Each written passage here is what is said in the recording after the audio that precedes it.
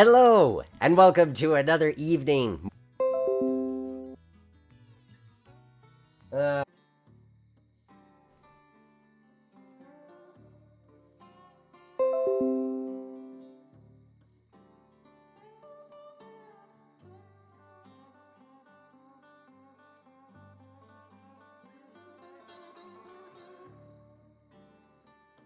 Alright, sorry about that, guys. My internet has decided it is going to play tricks on me today, but at the moment, it is sending a signal. So, we're gonna go for it. So, we'll take that from the top. Hello, good evening, and welcome to Great Train Layouts Live. I'm your host, Nick Ozarek, and I'm excited to build this, the Red Rock Northern. But we're gonna give it a little spin. We are going to turn it into a Reading and Northern Railroad inspired track plan. I'm going to talk more about why we're going to do that after I thank the sponsor of today's live stream, K&L Trains, makers of fine content. And yes, we're going to see some beautiful steam locomotives come play time. So let's talk about this plan while I'm laying down the basic track. And I'm going to start actually with, before I connect the dots that we see in the plan, the hidden staging that exists underneath this portion of the layout. And we're going to make it 115-pound rail. This is an HO scale track plan, 9 feet by 11 feet. So pretty compact, all things considered. You could very easily fit this into a bedroom. And tonight we're fitting it into a train simulator, because that's what we do here on Great Train Layouts Live. So, this was something that just came across my desk the other day. I was looking for something that really, something to captivate me, something different. And I came across this and I'm like, yes, that is the thing. That is what we are going to do. But we're going to do it a little bit differently. So as envisioned, it's sort of a Sierra Northern...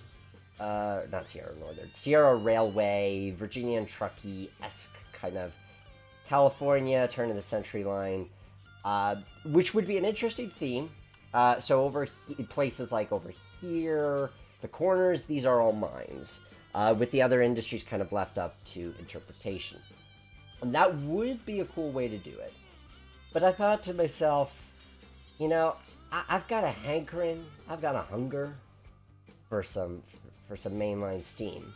At the same time, I've wanted to do a Reading and Northern inspired track plan for a while. It's something I've really wanted to do, but I haven't found anybody who's modeled the Reading Northern, who's shared their track plan.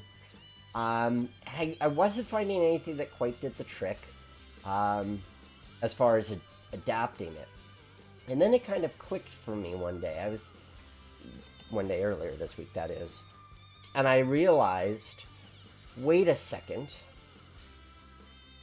Why do I want to model the Reading and Northern? Well, I want to model the Reading and Northern primarily because of 425 and 2102 to an extent as well.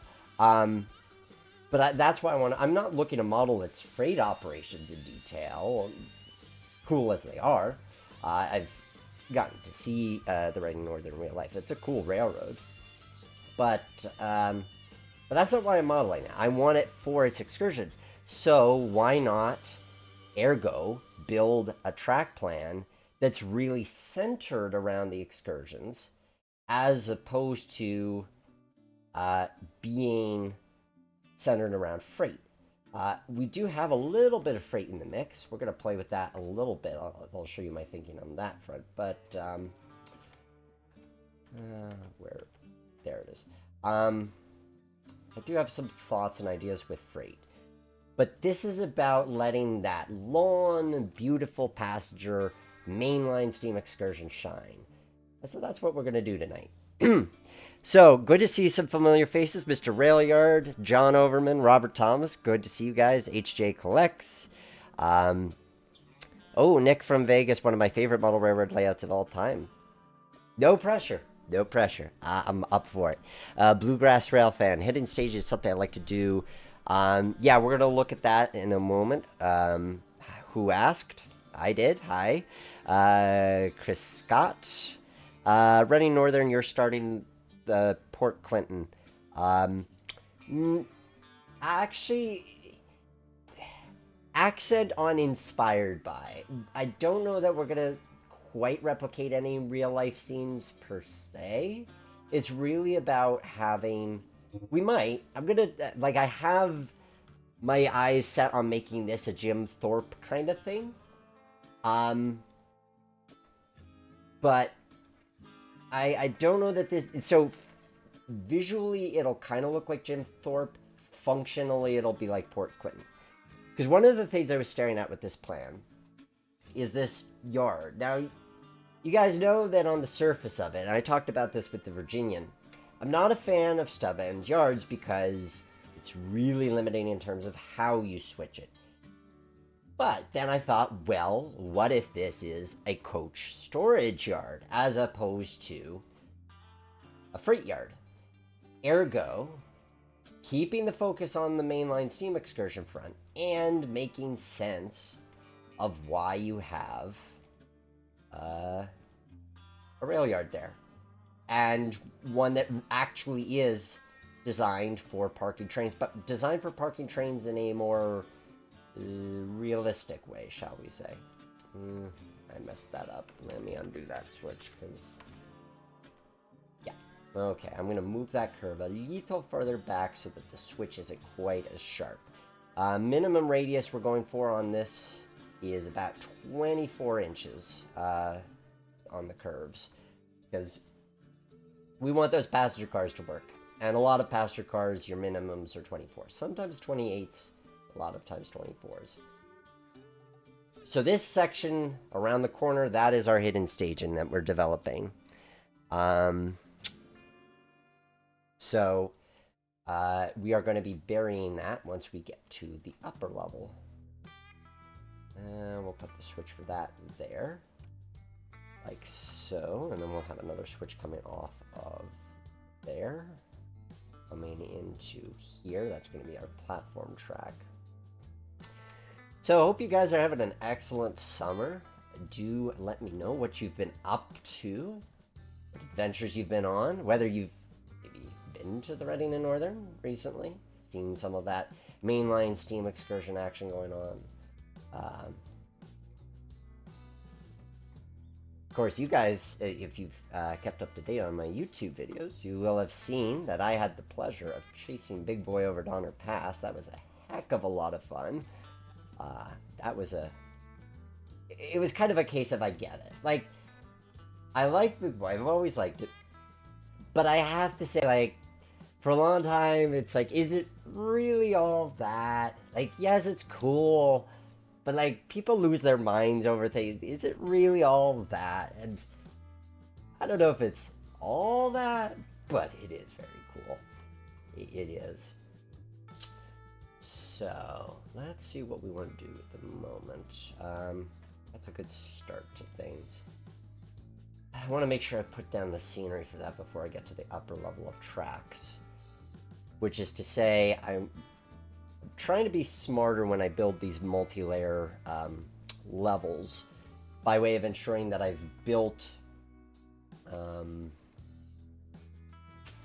yeah, it'll probably need to be the 10 meter.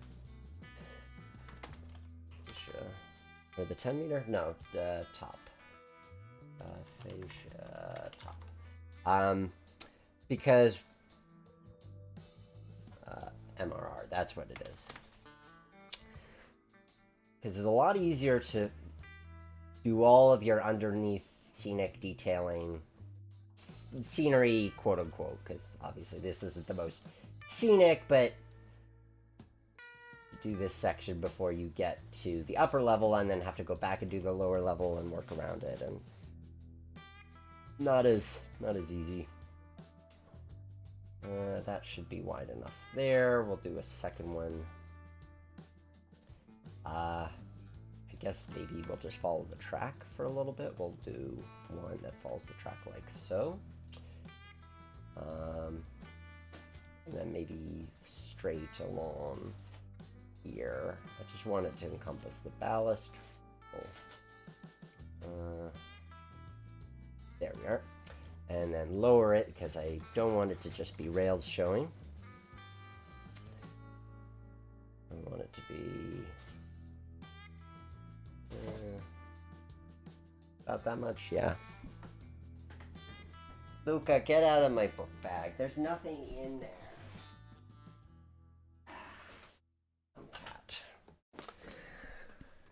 Maybe we'll have a kitty cameo later in the evening.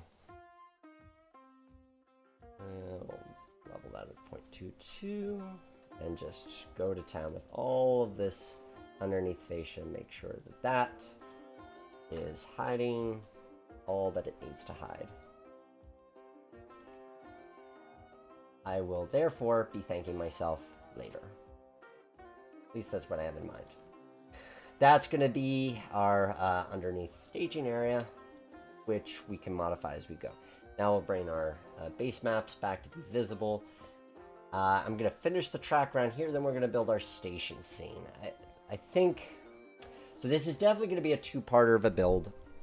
We'll see how far we get tonight. I'd like to get all the track in place, but I would like to get a couple of scenes scenic, which I think should be possible. And straighten that out there, and then that is going to go to be straight all the way over here. Hey, Z Photography, am I coming out for the Pittston trip of 2102? Nah, afraid not. My summer is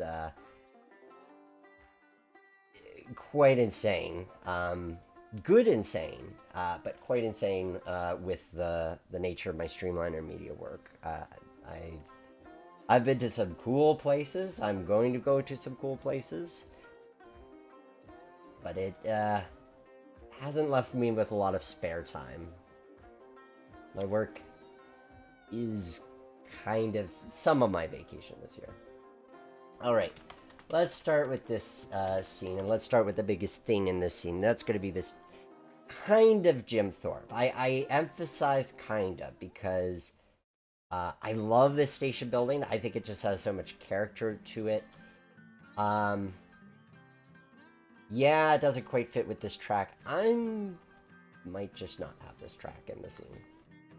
Or maybe just have it... Because we've got these two spurs coming off. And yes, ordinarily, I'm all about having a good amount of industrial. But for this one, the priority is really about the excursions. That is our #1 priority with this plan. So we're kind of... The way I'm treating this is prioritizing what works for passenger trains, and then if there's extra room, doing another thing. Like, I like this for, like, RDCs or something of the sort, but we just don't have room for any kind of, town... Well, no, I want a town of some kind, but don't have room for industries. And then over here... I haven't shopped this in advance. I want to do some, like... I'd love a 4-track car barn. I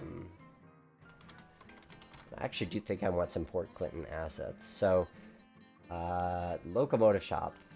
Like, this is a cool building. I think it's gonna... I don't think it's gonna quite fit for our needs. Not unless I space those tracks out some. I mean, it looks cool. Looks maybe a little too imposing, though. Neat structure. Car shop. That's what I was thinking of. Yeah. Oh, that's perfect. Okay. So we're going to kind of... We'll at least fit one and extend it by a couple. Because I like the idea that some of these cars would be protected from the elements. I don't know if I could fit all of the 4 tracks underneath car barns. Or car shops. Or storage facilities. Whatever you wish to call them. 281.2. Let me just match that on the rotation so it doesn't look weird. There we are. I mean, that would fit, oh, at least 8 cars. And there's room for the train to get by. I'm going to leave that there for the time being, because I want to see how it looks in the context of everything once we get a little further along. And then maybe we'll refine it further. I'm going to leave that for now.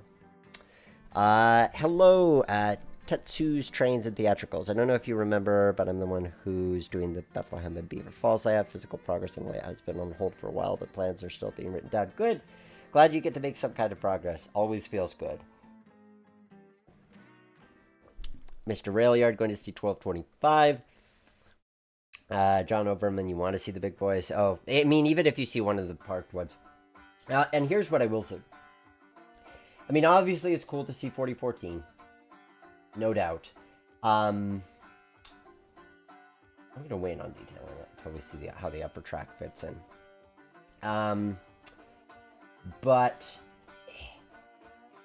you can appreciate the engine in motion when you see it, but I will say that if you go to see one that's not moving, it's a lot more relaxed of an environment and you can appreciate it. I mean, you go to Steamtown just about any day of the week and see 4012 parked there.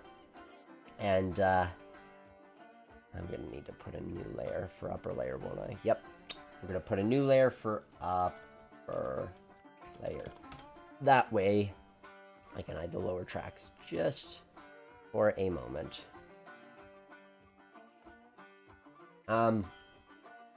You go see the 4012, and you're not going to have to fight the crowds. You could actually appreciate the locomotive and kind of breathe while doing so. Honestly, that's like with a number of these locomotives, it's kind of nice to not see them when everybody else is. Like one time I got to see 611, it was just parked at the North Carolina Transportation Museum and nobody was around. Not a soul was around. And it was really nice just to get to see the engine without a sea of foam in front of it. So I would say yes. I mean, obviously, if you get to see it under steam, that is cool. But sometimes it's nice to appreciate it when you're the only one appreciating it. If you have that opportunity and luxury. So here we are. I'm just gonna. There's probably gonna be some bridge assets I'm gonna need to find. I don't know if I want to worry about that just yet because I want to work at the main track. I want to work at the grades,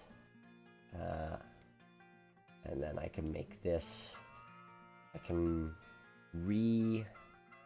reappear the root layer, and now everything's going to go back on that lower layer. So we'll keep that going straight at least through here. I'm not certain if I'm going to put this balloon track behind. I like this industry here. Going to be dependent on the station scene.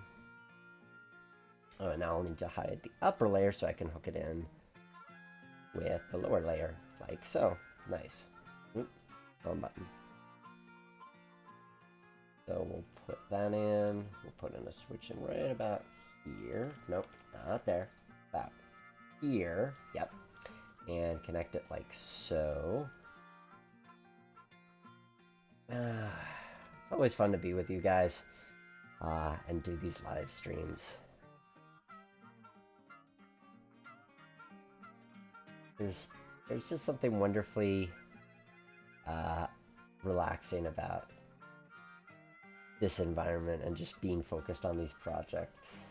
And the fun of discovery, fun of trying new things out. And what we're doing with this, I probably should give a little bit of lip service to this, that we haven't done before on a live stream. It's only the third layout I've built of this design. But this is a twice around, so we're going around the room twice. And that's part of why when I saw this plan I thought excursion train, because ooh, I could have 2 tracks there. That could be interesting. I like that. Anyway, a twice around the room The downside is you're going through the same scenes twice. So you have to be really careful about how you design your scenes so that it doesn't feel like you're going through the same scenes twice. But you get a longer run. And to my way of thinking, if your focus with building your layout is that you're doing an excursion train, then you probably care more about the long run than the fact that you'll be kind of going through the same scenes twice. I'm gonna put the roundhouse in here now since we're working on this scene. We're gonna make this. We'll do 3 stalls so it's not teeny tiny, and I think that'll still give us room for that upper loop. That upper loop's gonna be interesting. I have thoughts about that. I have a lot of thoughts about this design. This is a cool design. I'm really looking forward to our playtime. Because we've got a neat... we're going to play with 425BB a little bit. But I've got a special treat for today. For what we're going to run on the layout. And then we're going to add this curve in. We're going to put a little bit of a straight section in here.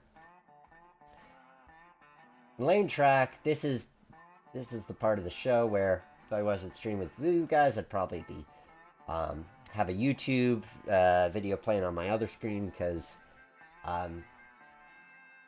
it's just relaxing. Like there's some brain work going on, at least as much as goes on in the old noggin. There's some. But a lot of it is just, I'm going to place down the lines, and then later we'll see how it actually works. This one's going to be one of the more adaptation-heavy ones. We're definitely going to be playing around with this a fair amount. Oh, it looks interesting. So here they've got a loop around there, but I don't really see the utility of that. Like, that's a run, like, it just shortens your runaround. But this runaround, there's going to be a couple pieces to this. One is for running around the excursion train, and the other one is for passing freight trains. Because we are going to have a little bit of freight action on this. At least that's the intention. So... and I need to kind of figure out where that stretches to the right place. This is why, if I were designing this in real life, I would be putting this into any rail first to make sure that my curve radii are what they need to be, but in the train sim, it's a little bit more forgiving. I'm going to extend that a little bit more. That switch is still a little tight for my liking. So... this is a question mark as far as whether I can fit that or not. I probably can, though. If I just put a depot here, I could probably manage to do that. I think it's going to be a question of if I can fit both. Let me see, check my track plan. If you want to follow along with what the track plan looks like while I'm zoomed in, you can, there's a link in the description of the video for a PDF. You scroll down to page 6. And I know because I'm doing that now. That's a freight house. I like the idea of keeping a freight house in the scene. Keeps it kind of a freight house with a freight dock. Yeah, something like that. So we've got our track in place. Now we need to get the grades. We need to... according to the plan, we should be up to 3.5 inches by here. And why haven't I put in track here? That's the lower level. Here or here. So on the original plan, these are mines. And yes, the Reading Northern does actually serve some coal mines.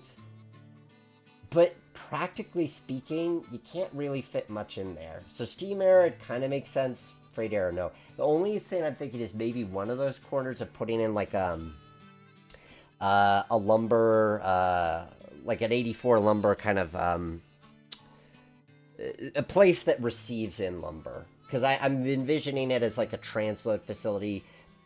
There we go, transload facility. So I'll put in a transload facility so like you can pick up like a road freight could pick up a car too.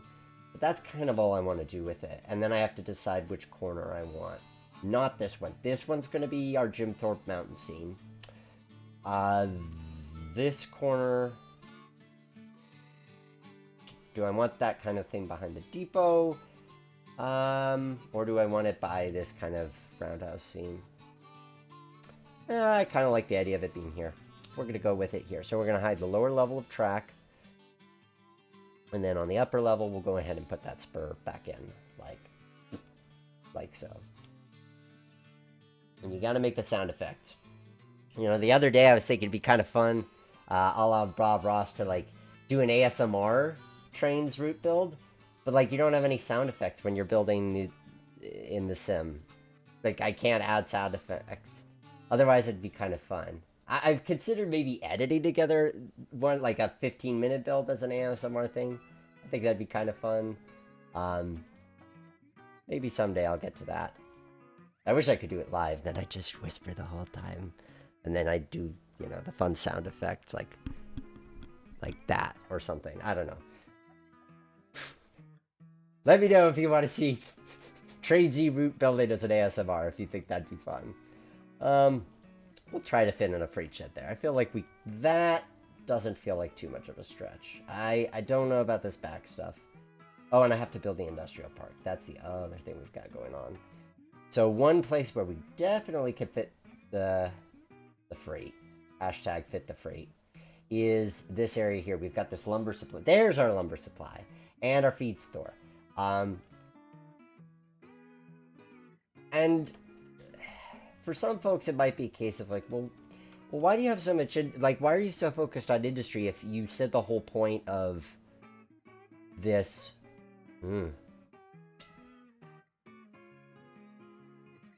Okay. I know they say, I know they're like, oh, this is a feed store, this is a lumber supply, but I'm looking at this and I'm thinking, I need more space. Like, I need room for at least a locomotive and a car and another car. We're going to extend this out a little bit. This scene can be undisturbed, but we need a little bit more room there for the tail end. Okay, so, let's see if that's going to work or if that's going to do weird things with our track geometry. Actually, that looks halfway decent. Yay.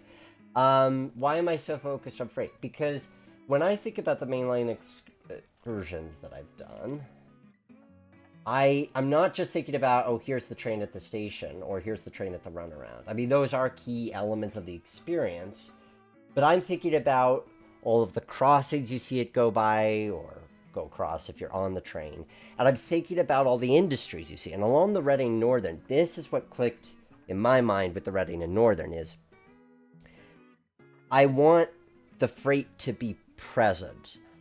It doesn't need to be 100% realistic in terms of how the freight moves, but I want freight to be present because this is a working railroad. The Reading Northern's a working railroad, so you want to have it so that if you were operating this layout,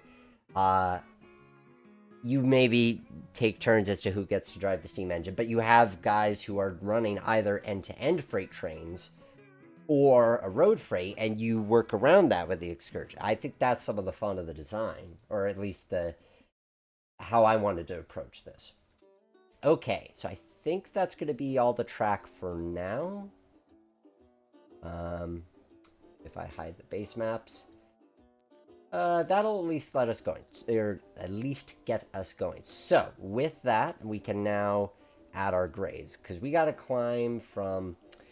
It says this, so this is our 0 essentially, and we need to keep it to 0 to fit underneath the bridge there. After the switch, we could get climbing, and should. I mathed this out yesterday, and a 1.5% grade should be able to get us up to... And I could go steeper with this. It wouldn't have to be subtle, but I don't know that I want it to be too heavy of a grade. And that puts us at a height of, let's get that height, because I can make that a little, okay, only 5.45, so we need to make it a little more. We'll go with a 2% grade. This is one of the reasons why I love pre-visualizing in these in Trainsias, because I could play around with grades. I could see what that looks like, and I could immediately tell whether something's going to work or not. So for now, I could say, did we hit that magical number 7.7? Oh, we're just a little bit too shy. Okay, we're gonna fudgy wudgy it. We're gonna make it 2.25% going up the hill, and that should get us a full 3.5 inches clearance between our bottom and top decks. And if I look at the height now, yes, we now have enough room that we could fit. We've got enough headroom for our train underneath there. So 8 will be our magical number. I'm going to hide the lower level so I don't accidentally screw that up. And with the upper level, I'm going to just go ahead and raise all those tracks up, because all that needs to be at this height in order to fit the staging track underneath. And after we round this curve, we could start going down. No, we can't, because we have to clear the track here. Then we could start going down, and we'll try minus 2.25%. Let's see if that gets us down to 0 quickly enough. It might. It looks like it might not. That is, oof, that's a 4.63%. Okay, we're gonna need to go a little bit more steeply doodah on that. Let's go with a minus 3% grade. See if that gets us down to 0 by the time we need to be down to 0. Part of why I try to keep the grades from being too extreme.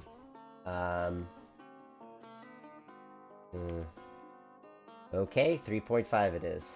3.5, and that's my final offer.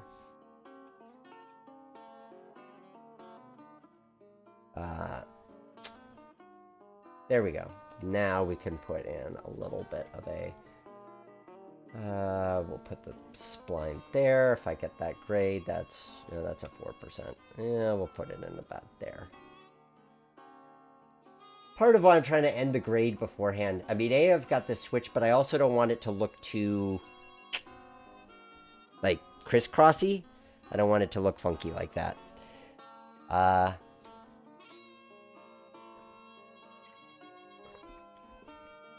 Looking at your comments. I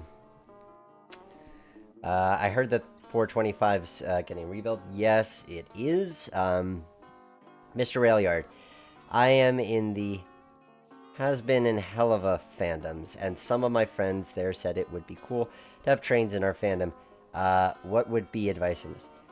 That's an interesting question. I like that. That's a different kind of question. So, Mr. Railyard, if you could define what you mean by having trains. Like, do you mean designing, like, fictional trains, or like fitting a railroad into the fictional world? I think, let me put it this way, because this is gonna, the answer is gonna be the same regardless of what you mean, I think. And that is to say, trains are about getting a commodity, people or goods, from one place to another. That is the function of a train.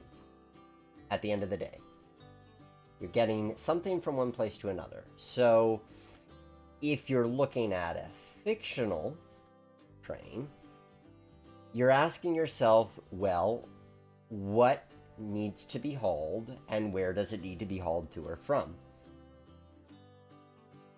You start with that, then you say, well, what technology does this world... Oh, whoops, that got connected to the wrong thing. How do I want to split that? Oh, I could delete that. Nope. Can I delete that? So you start with the fictional elements of the railroad, of like what needs to be hauled and where. Once you've got that figured out, now you're saying, and then I need to split that. That's not quite how I meant to split it.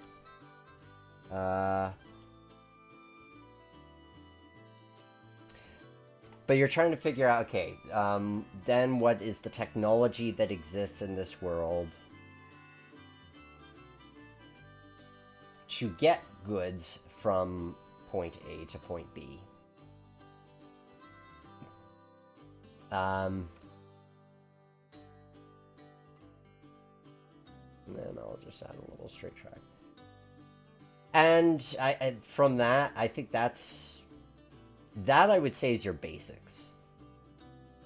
Whether you're talking about designing the fictional trains themselves, or you're talking about...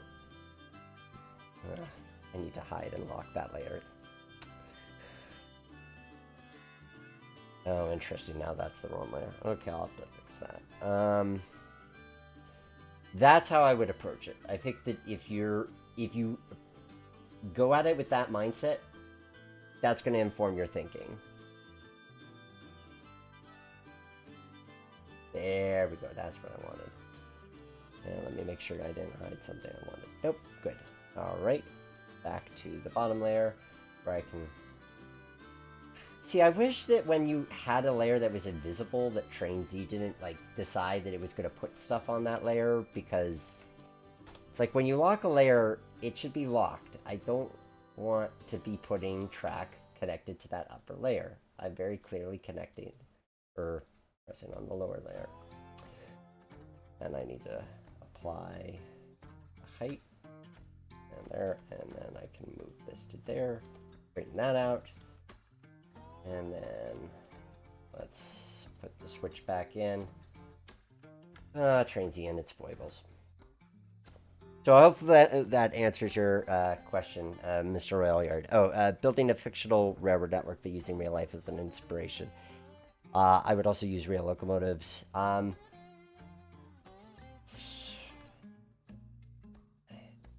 would say, I mean, obviously, you go about it how you see fit. But I don't know if I would use real life as much of an inspiration, unless there's elements of the world that are also based on real life. Because I think the most convincing... You can use real-world knowledge to inform how in the real world a railroad might tackle conquering a specific landscape or hauling a specific commodity. But at the end of the day, it has to make... Depending on your goals. If you want it to feel the most natural thing to the world that it's in, then use the knowledge that you gain from researching real-world railroads to make your fictional one. That would be my approach. I look forward to seeing what you come up with. I know Has-Been Hotel is a thing. I confess to not knowing much about that thing. Like, I really know next to nothing about it. But you enjoy your thing. And I'm always one to learn. I'd love to do something that's really outlandish, like a Mars railroad or something like that. That could be kind of... Oh, interesting. Somehow that became... Oh, that's what I got it. I'd love to do something that's kind of outlandish, but do that approach of like, okay, this is a fictional thing, but we're going to take it 100% seriously and try to do something real with it. Okay, now if we hide our base maps, we will see that the track is in place. We have our grades, we have our staging area, we have our upper area. I like that. So, we've got around us. Now we can look a little bit more critically at Jim Thorpe here. Quote-unquote Jim Thorpe. No, we'll call it Jim Thorpe. I mean, it is. Let's have a look at that. And we might bring out some passenger cars to see how they fit, what we're going to be able to fit. I mean, there's no way we're fitting a 17-car train. But I like the idea that there would be... I don't know if I'd want the whole yard to be covered anyway. But I like the idea that the car shops exist as a thing. I do like that. And I think they work in the context of this. Even if it's like, you know, Port Thorpe or Jim Clinton, depending on how you want to define it. Oh, that could be a fun fictional name, is Jim Clinton. And then we'll lay that so that goes right through the middle there. I like that. That's, I'm digging that. And let's look a little bit at Jim Clinton here. See what we can fit in here. I'd love to get that feeling of we're in the mountains for this. I'm almost tempted to hide the track and put it into a tunnel through that section. Like, have it hide in a tunnel, and then it comes, and here's the bridge, and boom, it just emerges. That could be kind of fun. Let's see terrain-wise what's going to make the most sense to do, though. That's going to be the key. At the end of the day, is to make... And see, if I do it in a tunnel... Oh, I need to lock that track down to 0.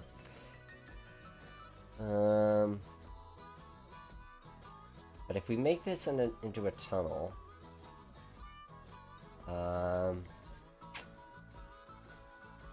don't want to bury the station.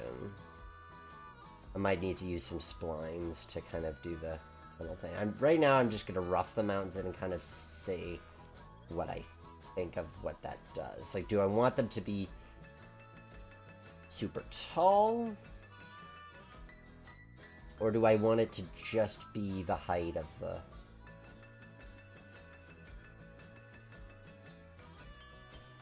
I kind of like the idea of putting it in a tunnel, honestly. Because if I put it in a tunnel, I could put a whole backdrop behind there. Which then makes it look... I put a backdrop, it gives it that feeling of depth. So yes, you don't see the train for a little bit, but maybe that's a good thing, because honestly, you see the train everywhere else, and maybe one corner where you don't see it, and that focus... Yep, okay, I'm talking myself into this thing. So how I want to do that, I might actually take that whole thing. Well, not the whole thing. I'm going to put some real mountains here, but that might just be a spline or something of the sort. Let's see, how do I want to do this? So for the bottom layer, I'm going to put a spline down. I'm going to use one of those. Do I want to use a tall backdrop, like, or do I just want to do a sky? I could just do a sky. It's certainly easier. Backdrop 7. See, yeah, I kind of dig that. I mean, I wish we had some better city backdrops, but even that's kind of tight. Because it can't be that big. Yeah, we'll just do a boarding sky. We'll do sky. At some point, maybe I'll figure out how I want to do a... Oh, not the one I wanted. I want MRR backdrop. Single-sided regular. Yep. Because then it's going to go like this. It's going to go right up next to the track. Maybe. I'm going to have to think of how it transitions into that. I mean, we do have a mountain here, and I could have, like, the mountain go over both, but I don't want to hide that hole straight away. Some have seen it. Seeing some of that straight away seems like a nice idea. We'll start with this. And then we're going to have that, like, wrap around like this. And we'll straighten that out. We'll straighten this out, and we'll move it in a little bit. So... And then I'll put some trees and stuff, so it won't look entirely empty. I'll have to figure out if I can make like a spline mountain backdrop so that I can just have a little something that fits into this nook without having to have a gigantic backdrop. That could be a good thing. For now, we'll use an IDS forest and see how that looks. Summer 2. Because, yeah, I want this to be a summer one. And we'll force that to be the straight section. We'll move that over here. And then we'll just kind of make it go up this way. Yeah, I mean, obviously it'd be nice to have a different image, but this is what I'm going for. And I can... Can I put a couple buildings back there? Could be interesting to try. I'd like to have a couple, so that it's not just this. Oh, and I need to lock those tracks down. Why is it always on live stream nights that my nose gets itchy? Go figure. Definitely feeling like Jim Thorpe. Glad to hear that, Mr. Overman. I think. And then MLW Ruby should model the railroad that they're gonna put on the moon. I'm not familiar with the railroad they're gonna put on the moon. I mean, that could be kind of a fun thing to design. What? That makes me think of Lionel Train Town, like the level where you had to catch all the cows. Lionel Train Town. Oh, what a good game that was. So much nostalgia in that game. Okay, so if I lower this back... Oop. I lower this back down to... Oh, I should save on thinking of it. I never do that as a thing. We're going to do that as a thing. If I lower this to 0... Because I do want to see some mountains, but I also want to have room for... Like, a building would be nice. I should really figure out a way to get a nice mountain backdrop, though, that like that just fits into these kind of corner areas. That would be nice, so that it isn't just the sky. But I think that is the way to do it. And then we fit a building or two, and then trees, and then the track comes out, and then crosses a majestic bridge. I'm liking that. Okay, that is what we were going to do. See if there was a small downtown building. It's gonna be a little tricky to fit in because we have such a tight space. What's the building I'm thinking of? Speed model. Think. No, not that one. I'm trying to think of the building I had on the Virginian. I had one of my kit bash structures that fit perfectly there. That's benchwork pieces, trucks. Probably called it small. Oh, I know. What if I went with tendencies? Oh, I thought that was a description category.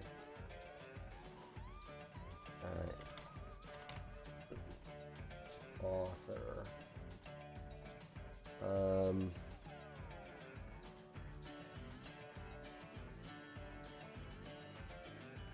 Oh, I need to put my name in for that.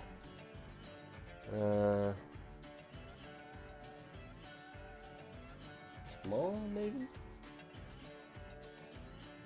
Ogden Feed, that's what I was looking for.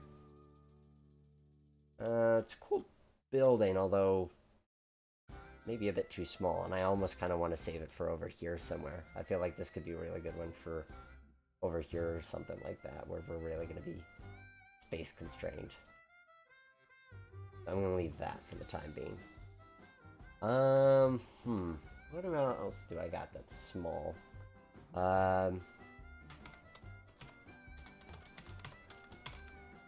But that's industrial. I want something that's like, yeah, too industrial. Cool structure though. We'll go with a downtown building. There's probably something in here I could find it. There we go.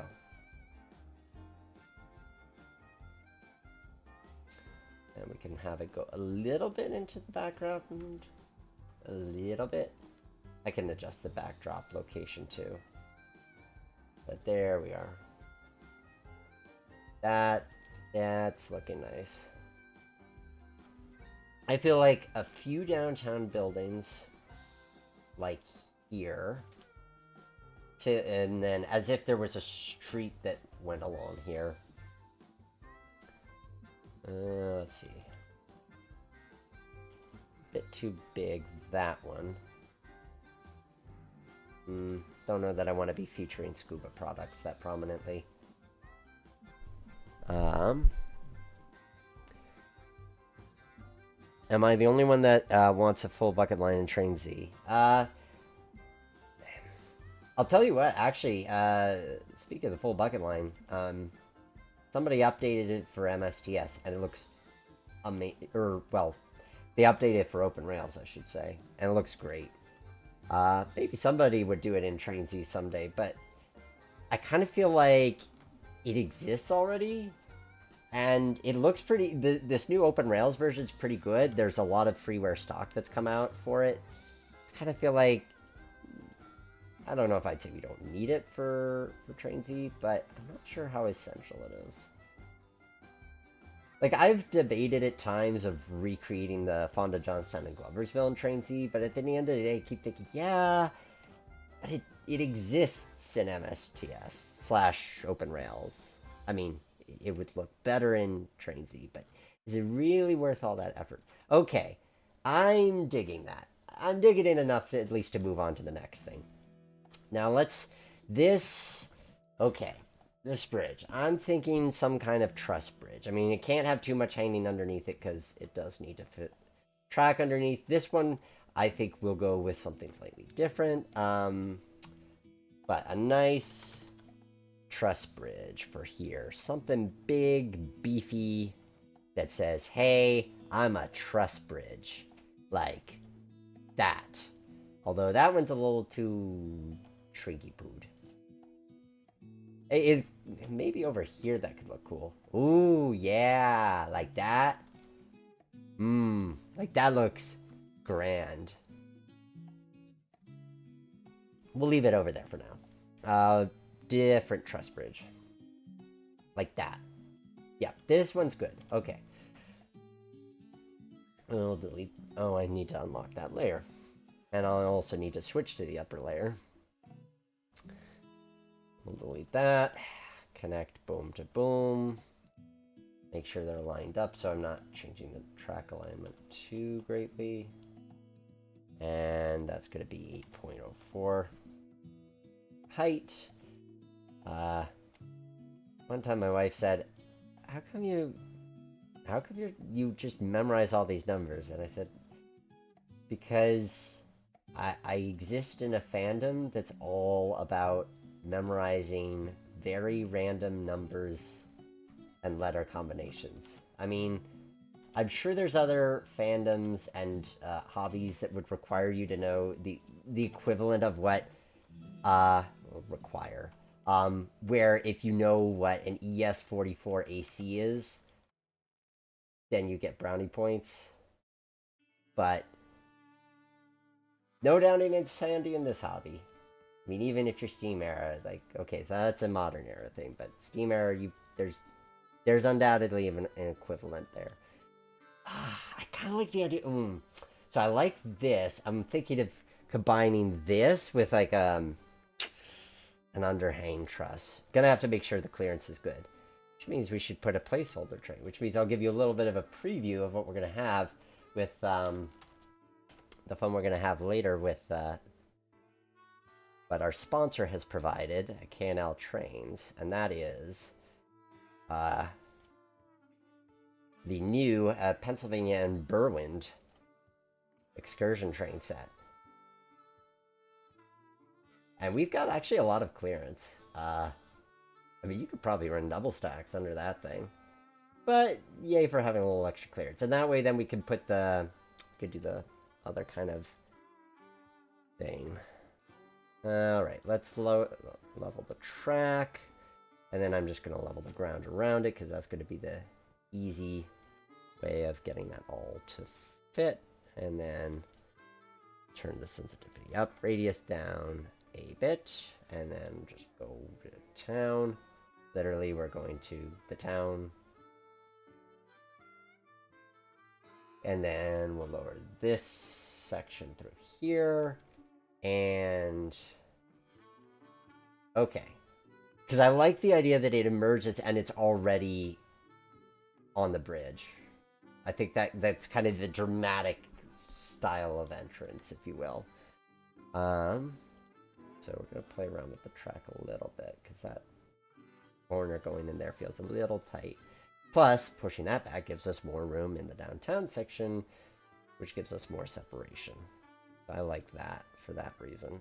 I'm going to move our background a little bit back into the ground.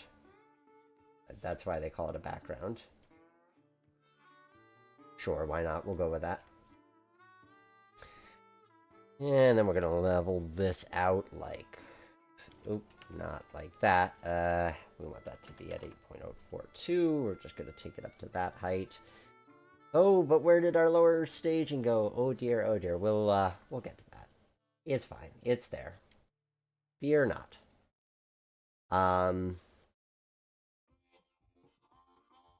And actually, I might end up doing that as a ledge, because if this is going to be... well, no, we're going to pretend that this is around the room. We're going to pretend that you can't see this section. Ergo, I'm going to do... I know what I'm going to do. Which means I'm actually going to lower all of this to 0. So I did that whole... well, that section's going to have to get raised up to 8. And that's going to mess with a couple things, but... yeah, I'm not actually sure. Well, we'll have that bit doing that thing, I think. Let's see about the girder bridge options before I get down that line of thinking too much. Because I feel like this type of thing, I mean, not this one because it's straight. So that's a nice bridge. Maybe I'll use that over here. Just have a little bit of variety. I don't want too many showstopper bridges, otherwise I could kind of demand a lot of attention. Although that can't exist on a grade, so maybe that would have to exist here. But I need longer than 100 feet. So, never mind. I could do something with this, maybe. Although I think the curve's going to be too tight. I'm going to have to... yep. Steel girders, girder bridge bases. We'll just go with side girders. 2.4, is that going to be too tall? I don't like the safety stripes on that.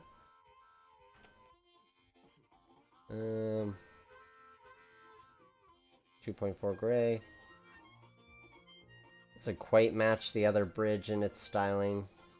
But maybe it could be one of those rebuild kind of deals. Apply the height to it. We need that to line up on this side. We'll probably use some short sections so it doesn't look too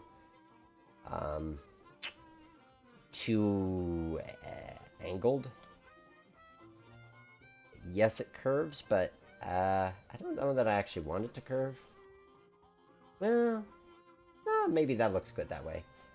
But we'll have to check the car over and it hangs, because that's definitely going to be point to contend with. Because obviously in the train sim, we could have our passenger cars run into any and all sorts of manner of objects, and it won't matter. But wanted to look a little bit nicer, so we're gonna get one of those P&B passenger cars out. See how that looks. So if I search P&B, not PB&J, but just P and B, and we go with a coach. I'm applying some of that to the lower layer. Oh well, it'll work. Session layer. And does it all fit? It does fit. That's as long as the cars get, and it fits within that bridge. So it works. Looks good doing it. Cool. That looks cool. And maybe what we'll do to make it look a little bit more natural, we'll lower that bridge a wee bit, like so. Just to get it to be at the right height, like that. And then we'll just apply that height across all the other sections.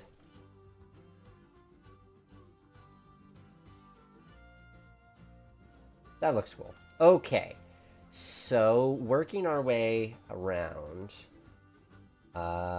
we've got a bridge here. And this one, I think I just want to do like a plain old girder of some kind. Some kind of girder bridge. I mean, I could do a wood trestle, which is what it suggests here. But I think that's maybe a little too showy. A little too calling attention to itself.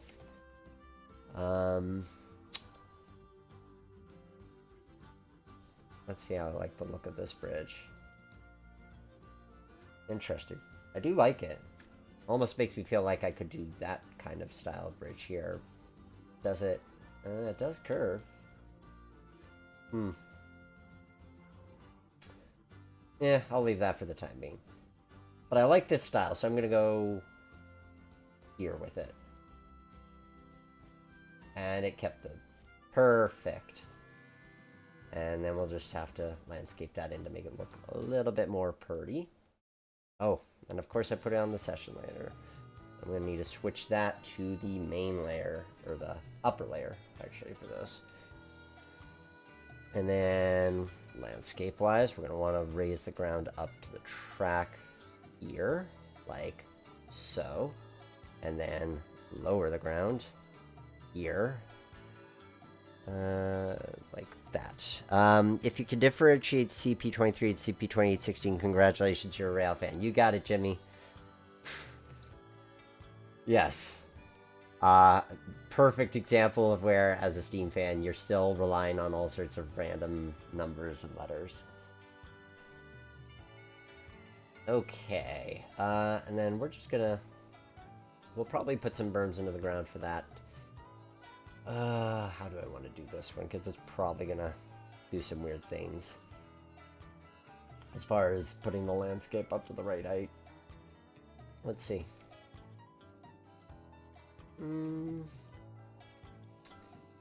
Yeah, kind of does some weird things.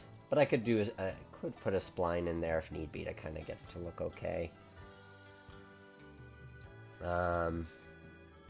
And that might just be what I do, is I'll put a spline in there. CL Rock, I think, will do the trick for this one. With grass. Yes, like so. We'll keep that edge straight. Granted, this is technically the side that you don't see if you're modeling, but in the sim you do, so I just try to get it to look all nice through there. And then we'll keep that all to the same height. I did not lower that enough. It's going to need to go... Oh, well, I lowered it enough for the front half. That's what it is. Okay. And then... By this point, the ground should be able to come up, so that won't matter so much how that fits in.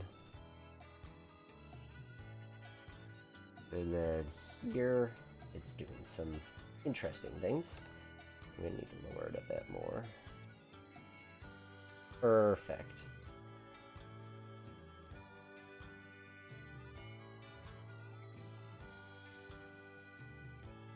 Yeah. Does some weird things. Yeah. Probably refine that later. Don't know that I want to take up too much of your time with fixing that out. You get what we're going for is the point. Nice little rock wall. Mr. Railyard. I know I will sound like a Canuck rail fan, but could we potentially see 2016 run today? We'll see how much time we've got in the play section. It's not going to fit on the turntable. I tried that yesterday. I don't want to get the RNN fans upset, because even they're going to have to wait a little while, because I'm very excited to show off this baby right here. We'll see.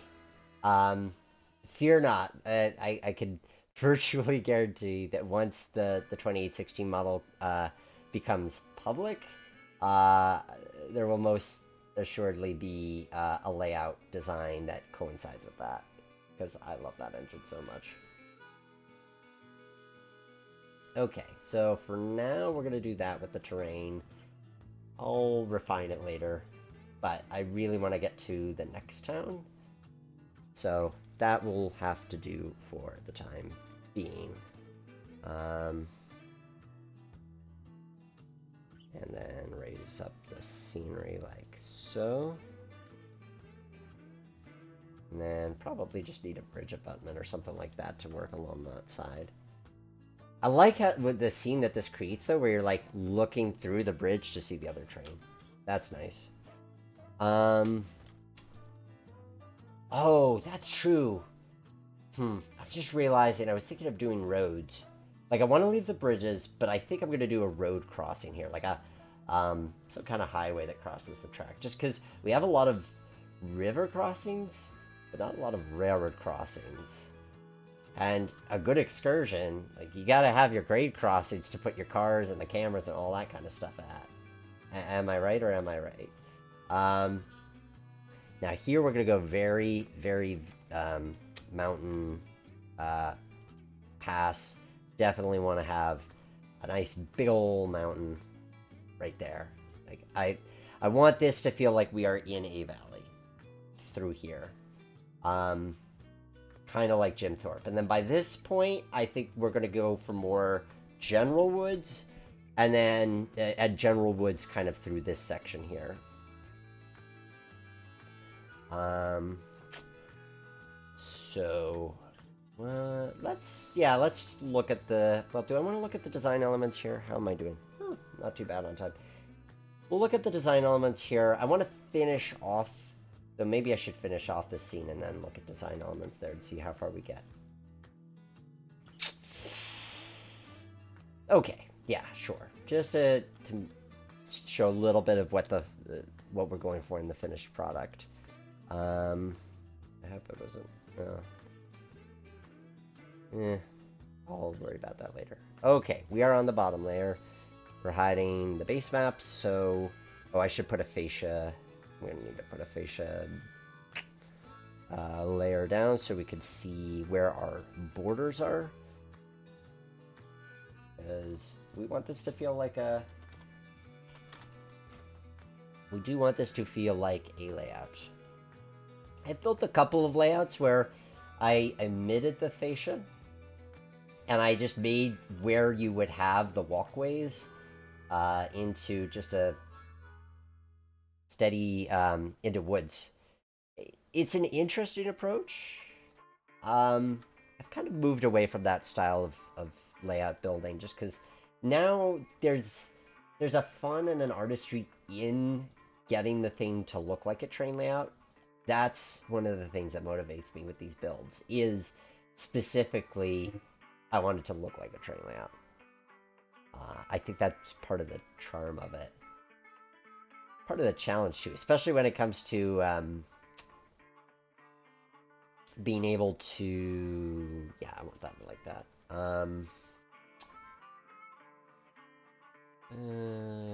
Yeah, we'll do it like that because I can always add a spline there. And then I show the base map to show, yep, oh, perfect. Back to the facial layer.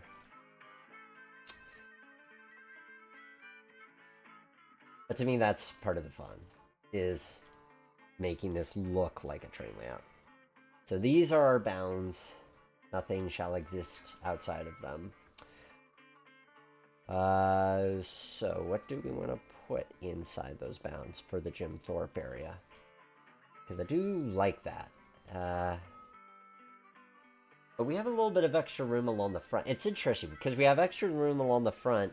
And it's not like I just added it. Like, there is extra room. Oh yeah, water tower. That probably makes sense. Support facilities. Yeah, I think if we just... Because I'm tempted to put track there, but A, there's not really a good location for a switch, and B, support facilities. We're going already in a northern distance of, like, we're playing with choo-choos. Essentially. Life is like a box of playing with choo-choos. You never know what you're gonna get. Port. We'll do Port Clinton to see if there's any RNN specific ones I want to use. Really kind of go with that vibe. Ooh, that's a cool structure. You could have fun with that. Yeah, a lot of fun with that. That's a decent sized building too. We could fit in there. Let's put a shed. Because, yeah, sheds are cool. Put a shed down, like, here. Yeah. So Port Clinton Station is a nifty structure. And, you know, hypothetically, we could put that there. It actually fits surprisingly well. But I am so embedded into this direction we've gone. I don't think we can fit it there, sadly. No. But you could make this your Port Clinton, put your Port Clinton there. That'd be one way to do it. Steam Loco shop. Interesting. I guess, yeah, hypothetically put that there, but nah, we're not going to do that. Sanding tower. I don't quite have... I mean, I guess if I made these, like, diesel-ready tracks, that could be... Now that I've said it out loud, should these actually be diesel-ready tracks? Maybe. Not sure if it makes the most sense. But that's a cool tower. Kind of makes sense having them be diesel-ready tracks. Yeah, I should probably do that. And then it's like, okay, what does this short spur do? Well, you could put your, like, switcher power on it kind of thing. And then we'll just move this to kind of, like, you're not going to have a lot of room with it. It's definitely, for, like, one engine and that's it. But that's okay, because you do need that as a thing. It's not liking the dynamic track. What did that... Oh, perfect. Okay. And then just extend that a little further back, like so. Yeah, Reading Northern is a cool railroad. They are cool. I've gotten to... Interestingly, I've been there 3 times, and 2 of the times I went, I was riding butt cars. 3rd time I was chasing butt cars. Butt cars are all... Well, I've seen some of their excursion trains. But... why am I still seeing... Interesting. Weird. Doesn't like that switch. Well, I'm not gonna obsess over that too much. Yay for Sanding Tower. That looks cool. I need a water tower. Let's see what I want to do for a water tower. I could go very steam air and just be like, have one of these, but I use that one a lot. I'm gonna do something different. Let's see.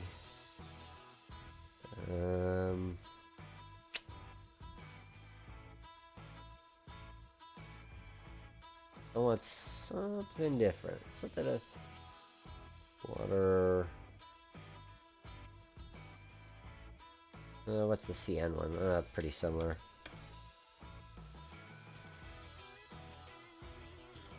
Why am I not seeing more water tower options? Surely I have more. I could go Strasbourg. I don't love that model. I guess I could go with the B&M one. That's usually one of my go-tos. Yeah, we'll do the B&M one.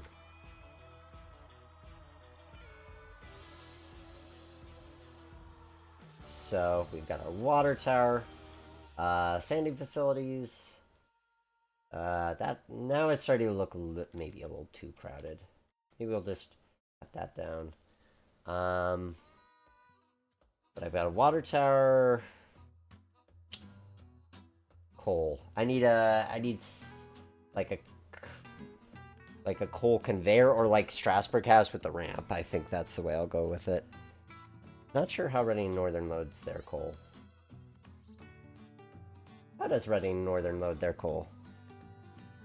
I'm guessing it has to be like a front loader with a ramp, right? So let's assume that it is. Coal bunker. And go that route. Yes, Strasbourg coal bunker. Boom. That is just what I needed. And it fits. Like, that to me makes sense as a thing. And then I think the rest of that we could just leave empty. I don't know that I want too much in the way. Like, maybe a yard office. We'll do a yard office. Let's see if there's another Port Clinton structure there. And I'm like, oh, that would make sense. The annex is a bit bigger than I want. MOW, sanding tower, the sheds, the station, the walkway. That's it. What other Reading Northern specific? That's it? I might have to pilfer from the other route. Let's look at yard offices. I always find I'm having to find new yard office buildings. Yeah, I've used this one before. Doesn't quite fit color scheme wise. Let's see if I've got something that fits this kind of red aesthetic we're going for. Not quite. JR crew office. This one, maybe? Yeah, that'll work. Maybe a little too backwoodsy with that porch. So we'll just sink it in the ground so that it doesn't have the porch.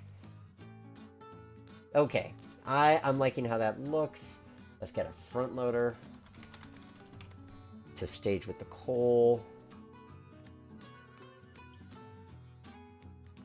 That looks nice. Okay, I think we've got that taken care of. Now we will hide the base map. And we'll do some terrain texturing to get the look of this just how we want it. I probably needed to divide the lower section though. And I might use the same spline I used here. That kind of rocks wall spline type of deal. Like that. Let's see how I like the rock as a background. I could always do the rock as a background, but the trees hiding it. I mean, truth be told, I could just do the trees and then put a shelf there.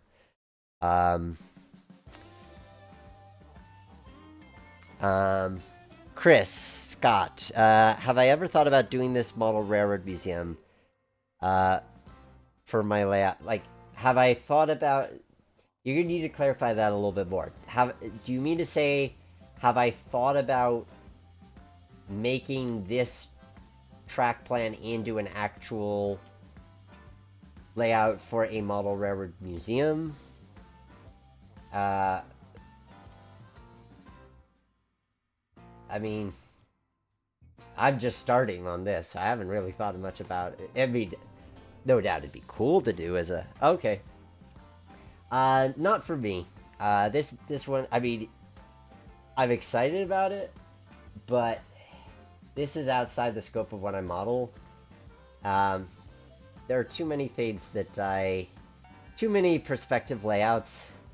I mean, if somebody came forward and said, hey, this is cool, can you, like, can we build it as a layout? I'd be like, go for it. I'd be super excited about that. But as far as would I build it for such? Nah. Yeah, maybe we just do the trees as the backdrop.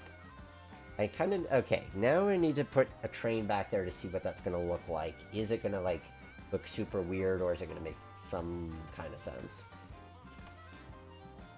So we'll search P&B.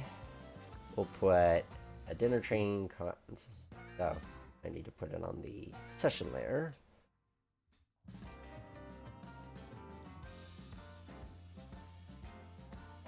Yeah, that works pretty well. And then I just put a shelf, some kind of shelf on top of that, because you can't really see it from back there. Now this tunnel is going to be interesting. That's going to be very interesting. Let's figure that one out. How to make this tunnel work. I mean, it obviously works in terms of, like, it technically fits. But it's more a question of, then do I black out? Do I block that, or do I keep it visible? I kind of like the idea of that curve being visible. I don't want to hide that one. So I'm gonna try. I have a thought. I'm gonna put the background to go about here. It starts about there, and then it just goes on the. But does it need to be lower to make sure that the train's still visible? Maybe? I mean, I like that as a tunnel portal. It's very discreet, without taking up a lot of space. I dig it. Okay, and then I'm going to raise the track up to curve height. Ooh, interesting. I got a dig hole to contend with there. Huh. Well, I could still do a mountain, just not that part of it. And then through there. So I just have to lower the train back down to a big old fat 0, like so. And be very precise so that I can hide the fact that there's a dig hole there. Can I raise that section up? Or does that reveal... it would not if I'm very, very gentle about how I raise that section up. And I could always build like an embankment of some sort.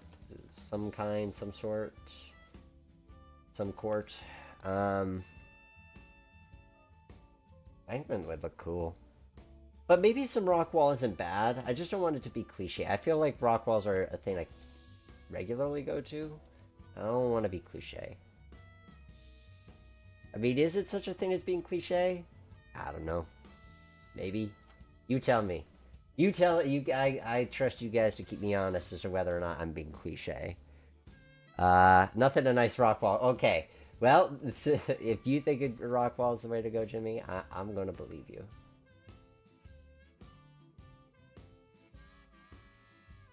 It's going to be interesting because I want it to look respectable so that when we look at it from this side, and you look underground, you can kind of see what I'm talking about here. Like, I don't want it to do that. So, can't go that far in and back. Could go like here. Maybe not splines. Maybe just rocks, period. That might be easier. If I just do rock. If I find some big ones that are not... Interesting. Rock formations. I'm not used to using those. Those might have come in handy last month when we were doing the Yellowstone-inspired build.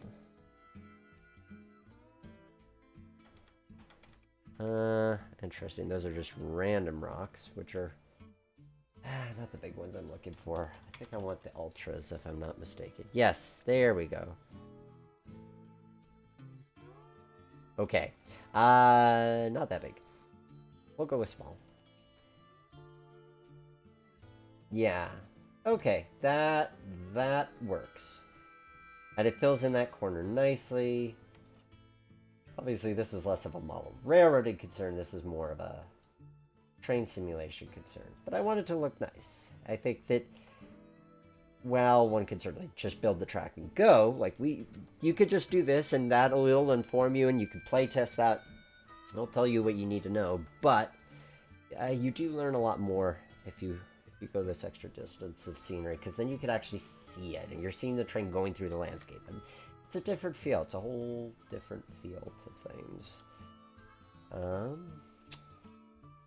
Do I want the trees to continue? Nah, I don't want this backdrop to be overused.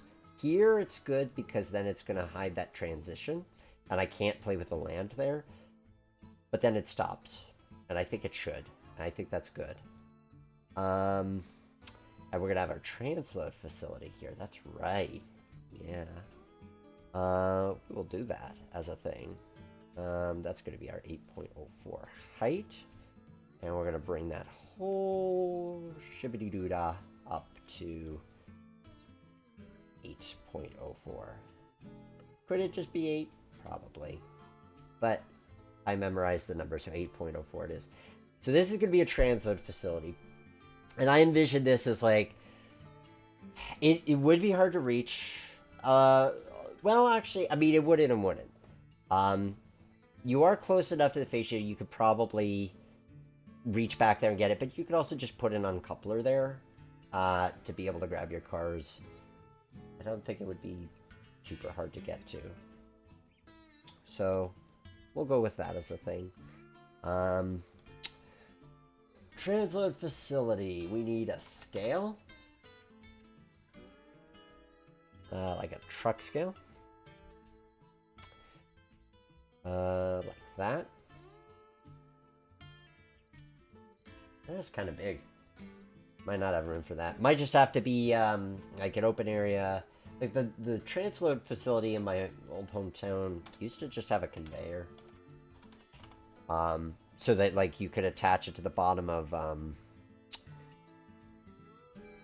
the hopper and just load it up that. Something like this, but not nearly as big. Just a little, that's not neato. Like this, yeah. Not quite this, but this will be good enough just to have something in there. I don't think there needs to be a lot to it. Just a little, partially because the whole idea with it being transload, it's kind of the equivalent of a team track. And for the modern era, you can drop your hoppers, lumber cars, box cars, even tanks, just one-off cars. Keeps it kind of a blank slate. So now I have a blank space, baby, and I'll write your name. Oh, we probably need some light. You're probably having trouble seeing me right now, aren't you? Oh my gosh, yes. Sorry about that, guys. Forgot to turn the light on.